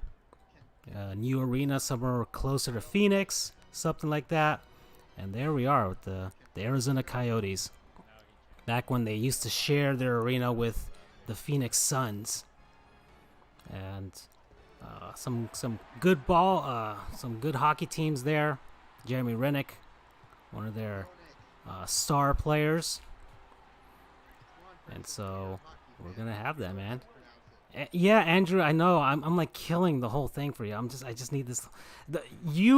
I'll let you just go off once I get that thing charged. Just a couple more minutes, dude. Let me cover the other thing, because you can talk about it a lot more than I can about the Coyotes. Because man, I know you really love that logo. I like this concept here for the Arizona Cardinals. But anyways. The other thing was the AHL will be welcoming the Henderson Silver Knights. Talk more about my experience with Wendy's Spicy Chicken. Okay, so the Silver Knights, which I also love, and Andrew, I'm sure you can talk about that too. I'll leave that and the Coyotes thing to you once you get back here. So anyway, I went to Wendy's.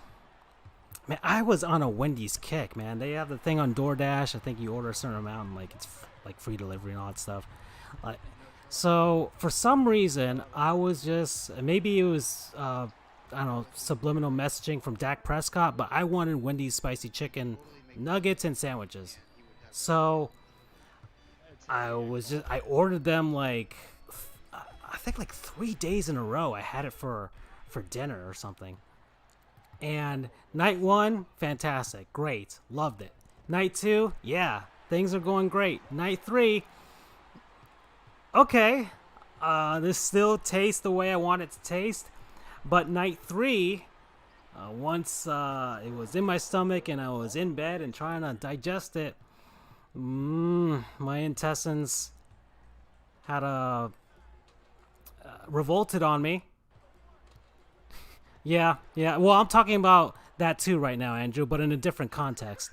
My stomach revolted on me, and let's just say I needed a very long and cold shower after the night that I had.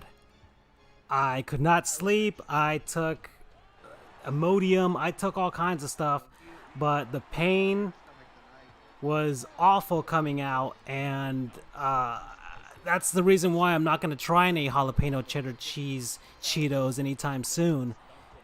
My brain just will not allow it for now. All right, I've had some Mexican products and stuff like that, but just not spicy stuff.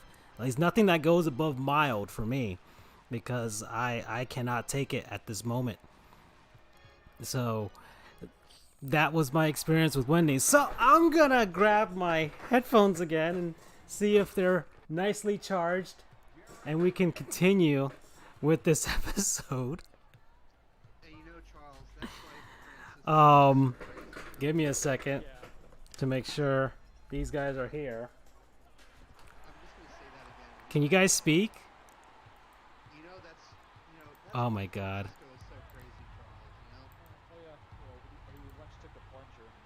Well, oh my effing. Okay, wait a second. I think I can figure this out.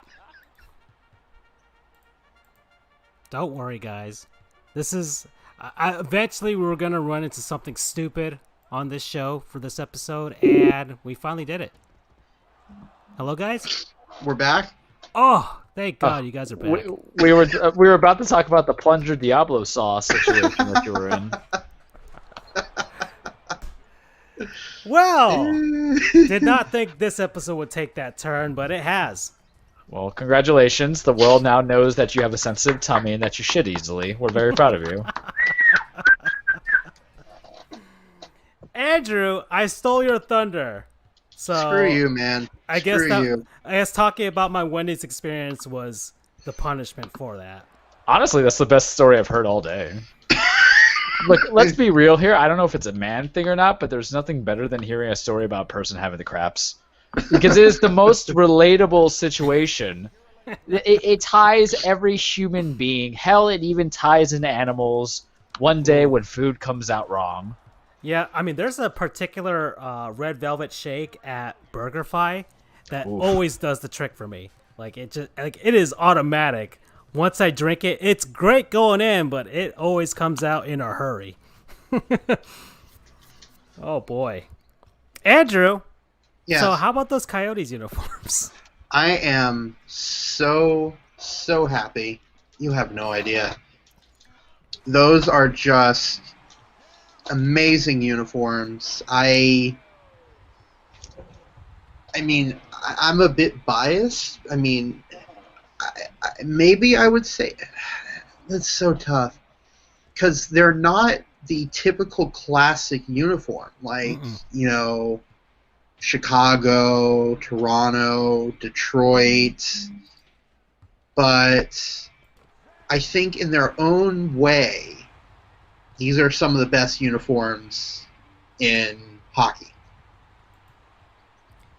It just feels like Arizona. It is such an Arizona thing, and it's very well balanced. I love the logo of the coyote. I'm always a big fan of the not stomach stripes, but that kind of like bottom stripe. They call it like they're tail stripes, but yeah. Tail stripes. Mm-hmm. I'm always a fan of those, and these are really unique. They're not just a simple bland, line across the bottom. It's got an awesome design to it. I don't know what it's called. I guess Kachina? Yeah, I guess that's what it's called. Very native inspired. It's got those. The colors are magnificent too. It's it's a nice balance of colors. You got the green, you got the red, the black. It's just such a great uniform set, and I had a figure, I guess, not a doll, not an action figure, but back when they, little figures of sports players were a big thing. I had one of Nikolai Habibulin.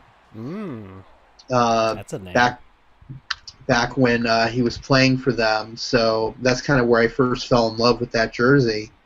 And I was so sad when in 2003 they went away from it.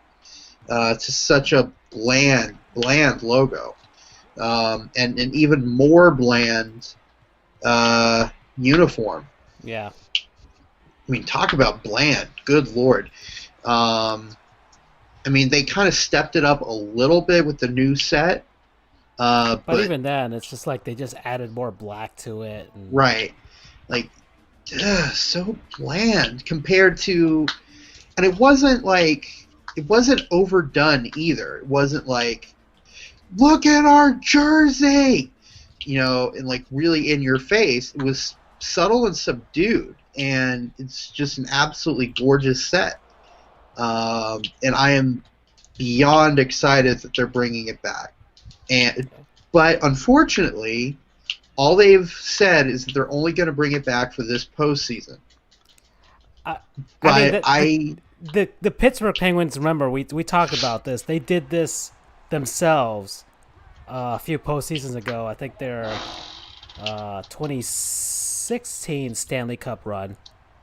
So, and then they went full-time back to their throwback uniforms as their current uniforms the following season, and then they won another Stanley Cup.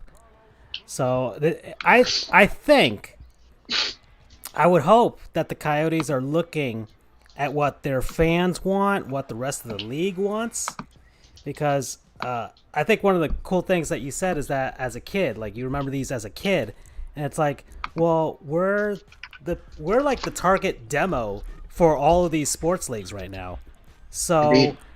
why not appeal to us? You know, boomers are not going to get the Coyote on Acid uniform, but I want the Coyote on Acid to come back. And I wouldn't say it's a Coyote on acid though. I mean, that jersey you're looking at right I now mean, is that's a a little Coyote on a peyote trip, and he's out in the middle of the desert and having his spiritual journey. That's for sure.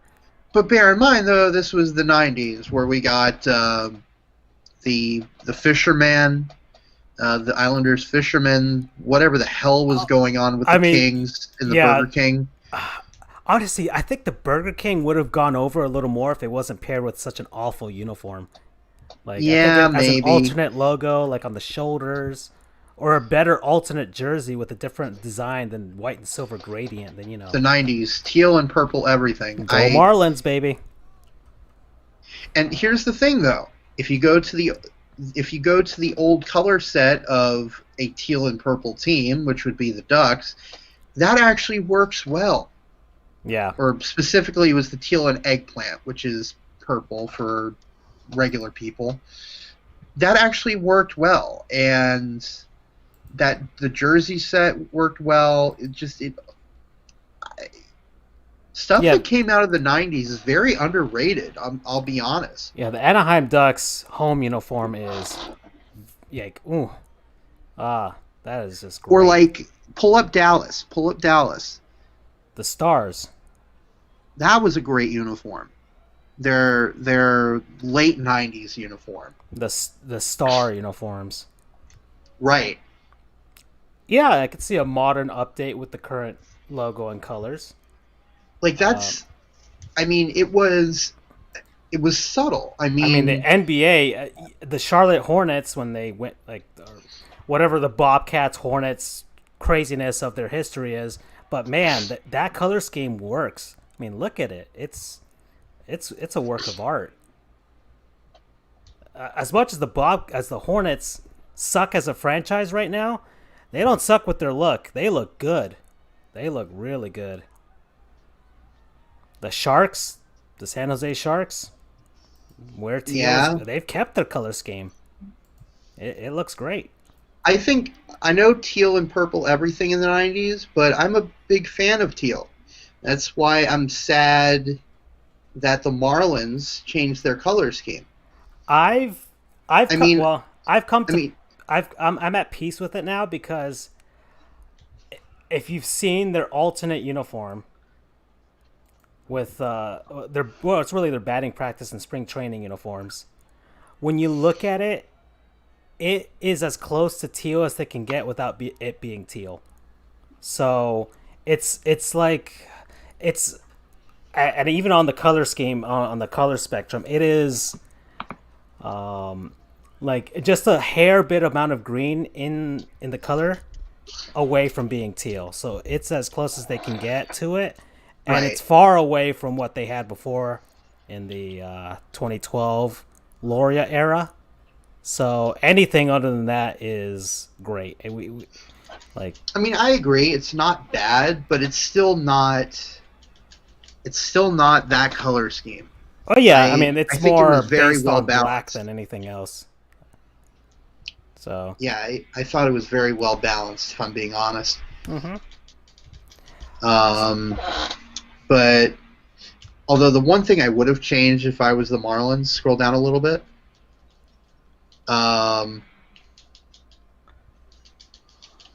Is that I wish they had a black cap with a teal brim instead of the teal black. Yeah. Well, I think that would have looked nice. they sell it as like at Lids or something. You could find a version of that somewhere. So it's all right. At this, I mean, I always like the all black. The all teal is nice too, but the all black is just it's just beautiful. But But I'm okay with what our Lord and Savior Derek Jeter is doing right now. I The think only they're, problem, they're the just only trying problem, to create a new era. the only problem I have with the all black is it's nearly impossible to see the logo. Yeah, that's something they got to figure out. Either make it bolder in some sort of way. Put like a white outline. Is there a college team that has a teal, purplish '90s type of look? Hmm. 'Cause I can't think of one. Well, purple, you've got SFA. Yeah, we saw, but like Northwestern has purple. yeah, but I'm talking about like a teal and purple, teal and Coastal Carolina. That is true. Coastal Carolina has teal, and actually, as a matter of fact, their football field is teal. It's all teal. Okay. That's all it is. It's just all teal. Okay. The Chanticleers.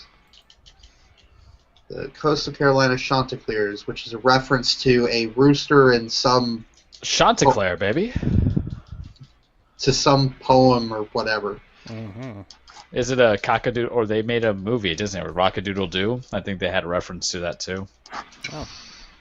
And the Chants, as they're known, won the College World Series, I think, in 2016. Okay. Keggy from Dartmouth. Good old Keggy. All right. So there's that's some of the local news that has come out. That took a while for us to get through. Sorry about that. Do Let's we see. want to? Freddie sent me something. Do we want to take a look at what he's got? Well, okay, we're in the last 9 minutes, Oh, we are. so we Okay. can do it quick, or you can see if you can do it something quick. We But- we should probably just save it to next week so we can give Okay. him Yeah, his much deserved time. Okay. Well, it's our last 10 minutes, and usually that means we head off to a certain cage with Charles. So it's been what, like a couple weeks since we've been here. Oh yeah, let me get through the normal boy. introductions and go from there. So, welcome everybody to your weekly Truplex, The Cage with Charles. Full disclaimer: wrestling is not fake; it is scripted. It is a dance. It is a ballet. It is poetry, contrary to certain wrestlers' beliefs. But what do I know? I'm just a guy who's been following it for 20 plus years, give or take a few years. Go weird stuff. It's a story about men and women chasing titles, blood feuds, and just kind of entertaining the crap out of you during this weird COVID pandemic that's going on. So, gentlemen, a lot of stuff has kind of happened in wrestling, and I've been off the air for a couple of weeks because, Charles does Charles things sometimes. So I'm trying to figure out how to kind of preface it because AEW, a couple weeks back, had their Double or Nothing pay-per-view. I heard there were certain things that were good. I know we kind of kept in the communication line about it because two of the big things that happened was Mike Tyson now kind of returning to the fro of professional wrestling. Mind you, Iron Mike was popular in the late 90s when he was there with DX for a little bit to help put over Stone Cold Steve Austin at WrestleMania when it was him versus Shawn Michaels. Now he was there to introduce the TNT Championship. And I've sat silent on this on social media aside from texting you guys about what I feel, but I figure now, if anything, is the moment to talk about the TNT Championship and how I feel about it. First off, congratulations to Cody. As you know, Cody, was in the finals against Lance Archer. From what I saw in the YouTube highlights, because Cody, as much as I support What is opposition of Vince Charles? McMahon, Hold on. Wait a second. I need some context as to what's going on the screen here. yeah, well, Okay, so let's talk about this. There's a Chris Jericho, Mike Tyson. yes, and everybody in the ring at this moment. Is that Brad Okay. Williams? Oh no. No. So in that ring is, Iron Mike came back a little bit during the years I wasn't watching wrestling, but he came back a little bit, had some feud with Chris Jericho relevant to now. But in that ring is D-Generation X, the new version, I guess, of Shawn Michaels and Triple H. They were originally OG, but then they had Hornswoggle, the honorary member. Hornswoggle was a wrestler for the WWE who came in as being, I guess for lack of better words, I don't know if it's PC, but a leprechaun to fit Finley.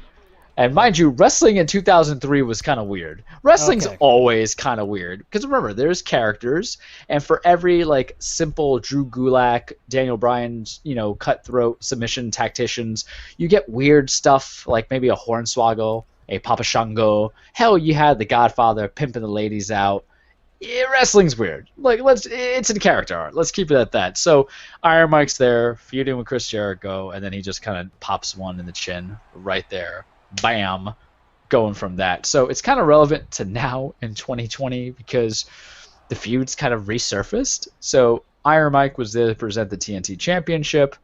He came back onto AEW Dynamite last week and was getting in Chris Jericho's face, so I guess they're going to kind of continue that. So I don't know if Iron Mike's just using this as a platform to get back to some kind of third-party boxing, or Tony Khan is just throwing money at Iron Mike to be like, hey, come, make a highlight for us. And I don't think AEW needs it to have the kind of pull old celebrities in, but everybody has their moments of weakness.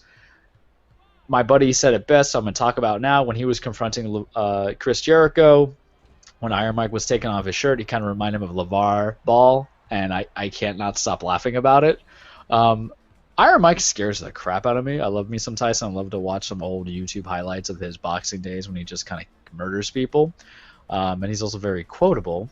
But I don't know if you want to kind of make this into your main attraction for people to want to watch every Wednesday as a side storyline, because I don't think Jericho... I don't know if they have a set plan for Jericho, who he's actually wrestling, or if he's just going to be feuding with Cody now that the TNT championship is upon him. What I care about more is just how I'm not a fan of that championship belt that he presented.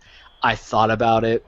Why is it that both the WWE and now AEW have made it a emphasis to kind of harken back to the Power Ranger days and give you something that's kind of like a hodgepodge of their attire? Because the WWE has a 24/7 championship, which R-Truth just won back from Rob Gronkowski last night, where he has the colors are green and gold.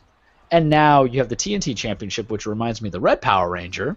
So it's like red and silver.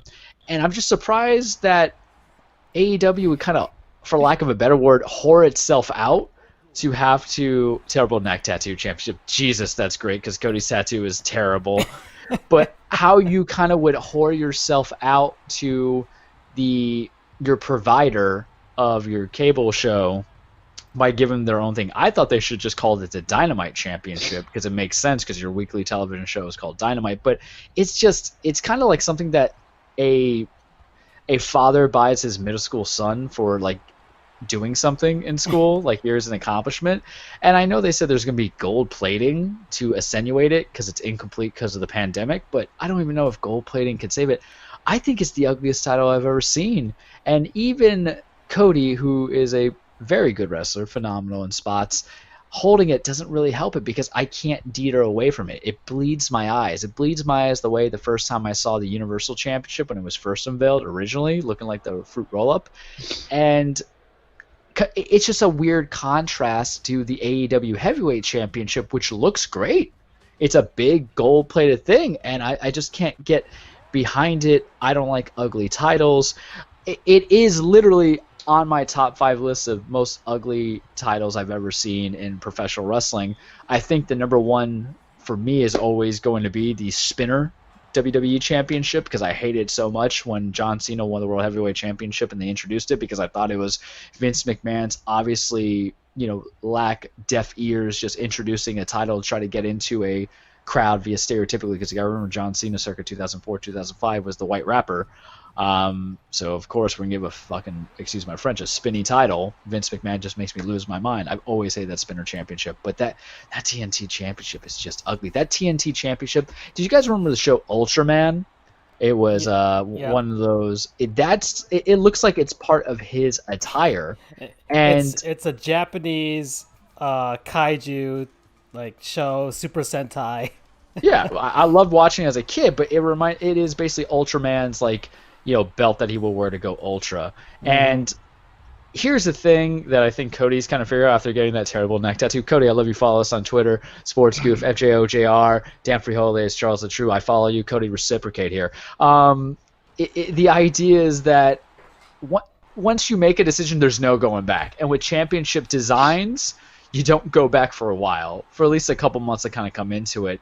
And this title is introduced without a lack of crowd reaction, so they're really relying on social media to kind of like help them out. But if it's fallen on deaf ears, it's fallen on deaf ears. That being said, bring it back to AEW before I switch it into WWE. So they're going to kind of push a couple things. Brian Cage won the #1 contendership to go against Jon Moxley. That'll happen at Fyter Fest. You have Jungle Boy, who won the tournament, to go against Cody. I think that should be a good match. Tag titles, I think it's Best Friends getting a future shot between them versus Omega and Hangman Page. I think that should be a very good match. I'm very big at Hangman Page. The highlight of the pay-per-view was the Stadium Stampede. It was wrestling all jumbled in. If I love the Undertaker's Last Ride Boneyard match with AJ Styles and Undertaker, everybody told me I would love the Stadium Stampede. I haven't had a chance to watch it. I do other things too in my life besides wrestling, but not much more than that. But I will give an eye to it. So they've been keeping consistent with the ratings. That's good for them. Switching over to WWE. NXT in your house, pay-per-view, June 7th. Your boy is ready. He's ready because part of the problem with having these decent matches on TV, on basic cable, is the commercials kind of interrupt it. Well, it's not going to happen here. What we have is Karrion Kross, a.k.a. the former Killer Kross, going against Tommaso Ciampa. That better blow my eyes out. I expect that to be good. Velveteen Dream is challenging Adam Cole for the NXT Championship in another cinematic match. Let's see what happens there. I'm kind of already done with the cinematic matches. I think it was good with Taker. I think it was good with Bray, but I think everything has else been ruined. You have the match that's probably going to be the highlight, the triple threat for the Women's Championship of Charlotte Flair going against Rhea Ripley, going against Io Shirai. I really hope Io wins so she can get her prestige that she needed, and I want Charlotte away from NXT. I want her stuck on Raw, let her keep there. Congratulations, Apollo Crews. You won the U.S. Championship last year, Memorial Day. Hopefully Vince doesn't take the title away from you. This is a good opportunity now that there's no crowd in the at the arenas to actually put belts on people to see how they work with it without hearing the boos or hearing the cheers. You can kind of test it out, let talent be talent. Other highlight, I believe, I don't know if they made it official yet, but they're going to have Johnny Gargano versus Keith Lee for the North American Championship. I'm watering at the taste of it because of some good wrestling. And so overall, it's going to be working for me. Over in the main roster stuff at Raw and SmackDown, Andrew, they're still continuing Randy Orton versus Edge. This time they're labeling as the possible greatest wrestling match ever. At Backlash, it's probably going to be the most okay wrestling match because, Edge is going to have a little bit of that ring rust, but we'll see what happens. Besides that, Bobby Lashley is going against Drew McIntyre for the belt. They haven't decided what's going on with the Universal. No, they have. It's going to be a handicap match of Miz and Morrison versus Braun Strowman. Why? I don't know, but I think it's just kind of like a little filler before The Fiend comes back and takes that belt from Braun Strowman. Needless to say, wrestling itself is still kind of stagnant without crowds, without the full talent. They are doing the Intercontinental Championship bracket because Sami Zayn was stripped of it because he's not going to participate in any of the shows because of the pandemic that's going on. So in the finals, it's going to be Daniel Bryan versus AJ Styles. They have a lot of history together. They used to feud over the WWE Championship. I don't know what they're going to do. I think they'll probably put that IC belt on AJ just to kind of have him have all the main belts. But it'll be interesting what they do from there. Other thing I can think of is a lot of new signings that were released on that Black Monday, I guess, or Black Wednesday a couple months back from WWE have now started to appear slowly. Deonna Purrazzo from NXT is going to Impact Wrestling. You have the FTR, which I can't say what that F word starts for, but they used to be formerly known as the not the Revolt, I'm thinking of their old name, but the Revival of Dash and Dash and Dawson are now over on NXT.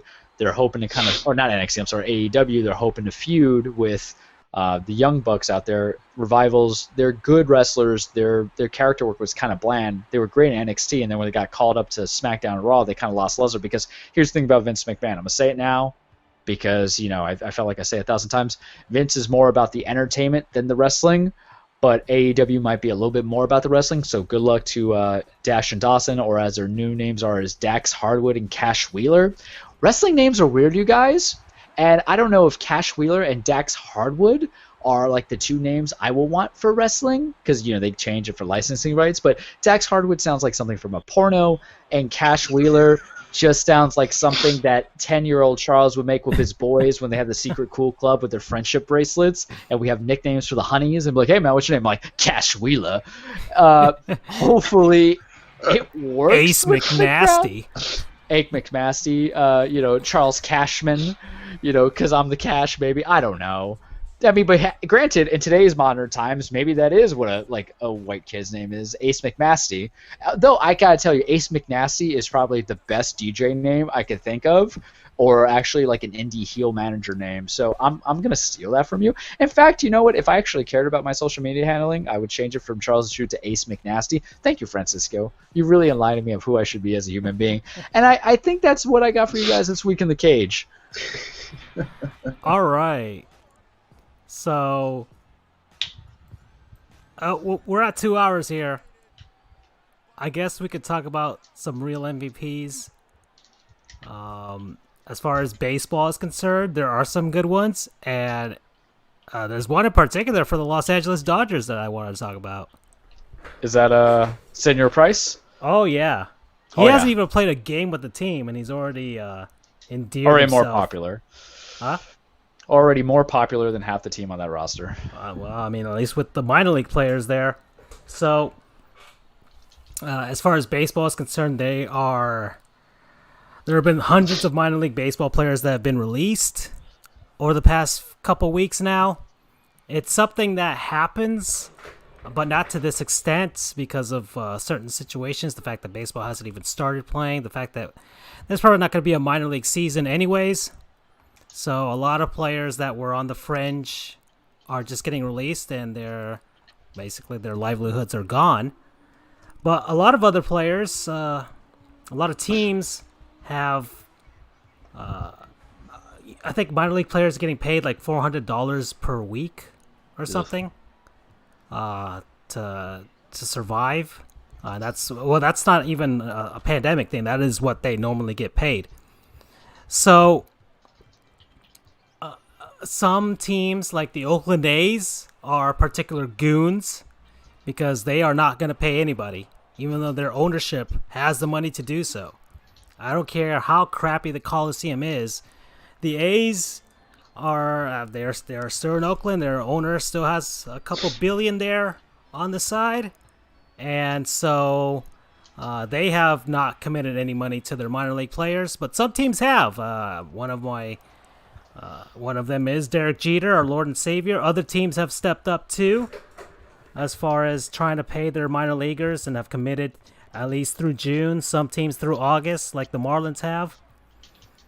So that's some good news, even though there's a lot of issues with how much minor league players are getting paid. As some teams that Major League Baseball wants to cut and reduce minor league systems now. That's a whole thing that's going to be coming to a head within the next year. But David Price, he's getting paid a ton of money, that's for sure. But he has decided to commit $1,000, I think, per week for each of the Dodgers minor league players. So this is a player that is doing so, not the team. The Dodgers later, I think maybe a day later, announced that they would. But David Price, he stepped up first, and he stepped up with a lot more money. So, I mean, he is a real MVP. He is. As a lot of people think that the minor league players are just as privileged or as getting paid a boatload of money like the major league players, but no, a lot of them are just making $20K per year. A lot of them work second jobs in the off season or sometimes during the season, so it's or have to rely on their spouses or something to help them, or their families to help them get by. So, that's what's happening. So David Price, man, you are a real MVP. That's for sure. To go along with your Cy Young award. All right. Any more from you guys? I got one. I mean, Brian Flores, Miami Dolphins coach, I sent you guys the link of what he said and how important it is of what's going on in today's world in regards to what's happened to George Floyd. I won't quote it verbatim. I'll keep it very brief, essentially just saying that it's his job, not just as a coach, but as a human being, to help develop young men coming into it and assist them how to deal with this process of, and I'm paraphrasing in my way, my interpretation is like help out so they understand the process coming into it. You want to read more, Google it out, but help them and assist them in these trying times, and help young men become full men. And I think it's kind of inspiring because you haven't seen I think he was the first major head coach to kind of do anything to make a statement. And that's from all sports, I would say, because now you got the generic answers from like Greg Popovich. Gosh darn it. Hold on, Charles. My headphones went out once again. Hold on. You hold that thought, all right? You hold that thought. I'm gonna go off on another self-degrading monologue. So give me a topic, guys, real quick. I can talk about it for like 2 minutes. Let that thing charge, and we can close out this show right. Because I thought that damn thing was charged. Your experience with wrestling? Well, I haven't wrestled myself. But as far as my experience with wrestling is concerned, I never really watched wrestling when I was a kid. At least early on when I was a kid, I just just nobody in my family had any influence from or any of my friends early on. But then around 98, 99, when my dad and my parents bought the house that I pretty much grew up in. From tweens to teens and even more so afterwards, one of my neighborhood kid that I got to know became my best friend, Luis. He was a wrestling fan. He had action figures. He had freaking watch here. So, oh, never mind.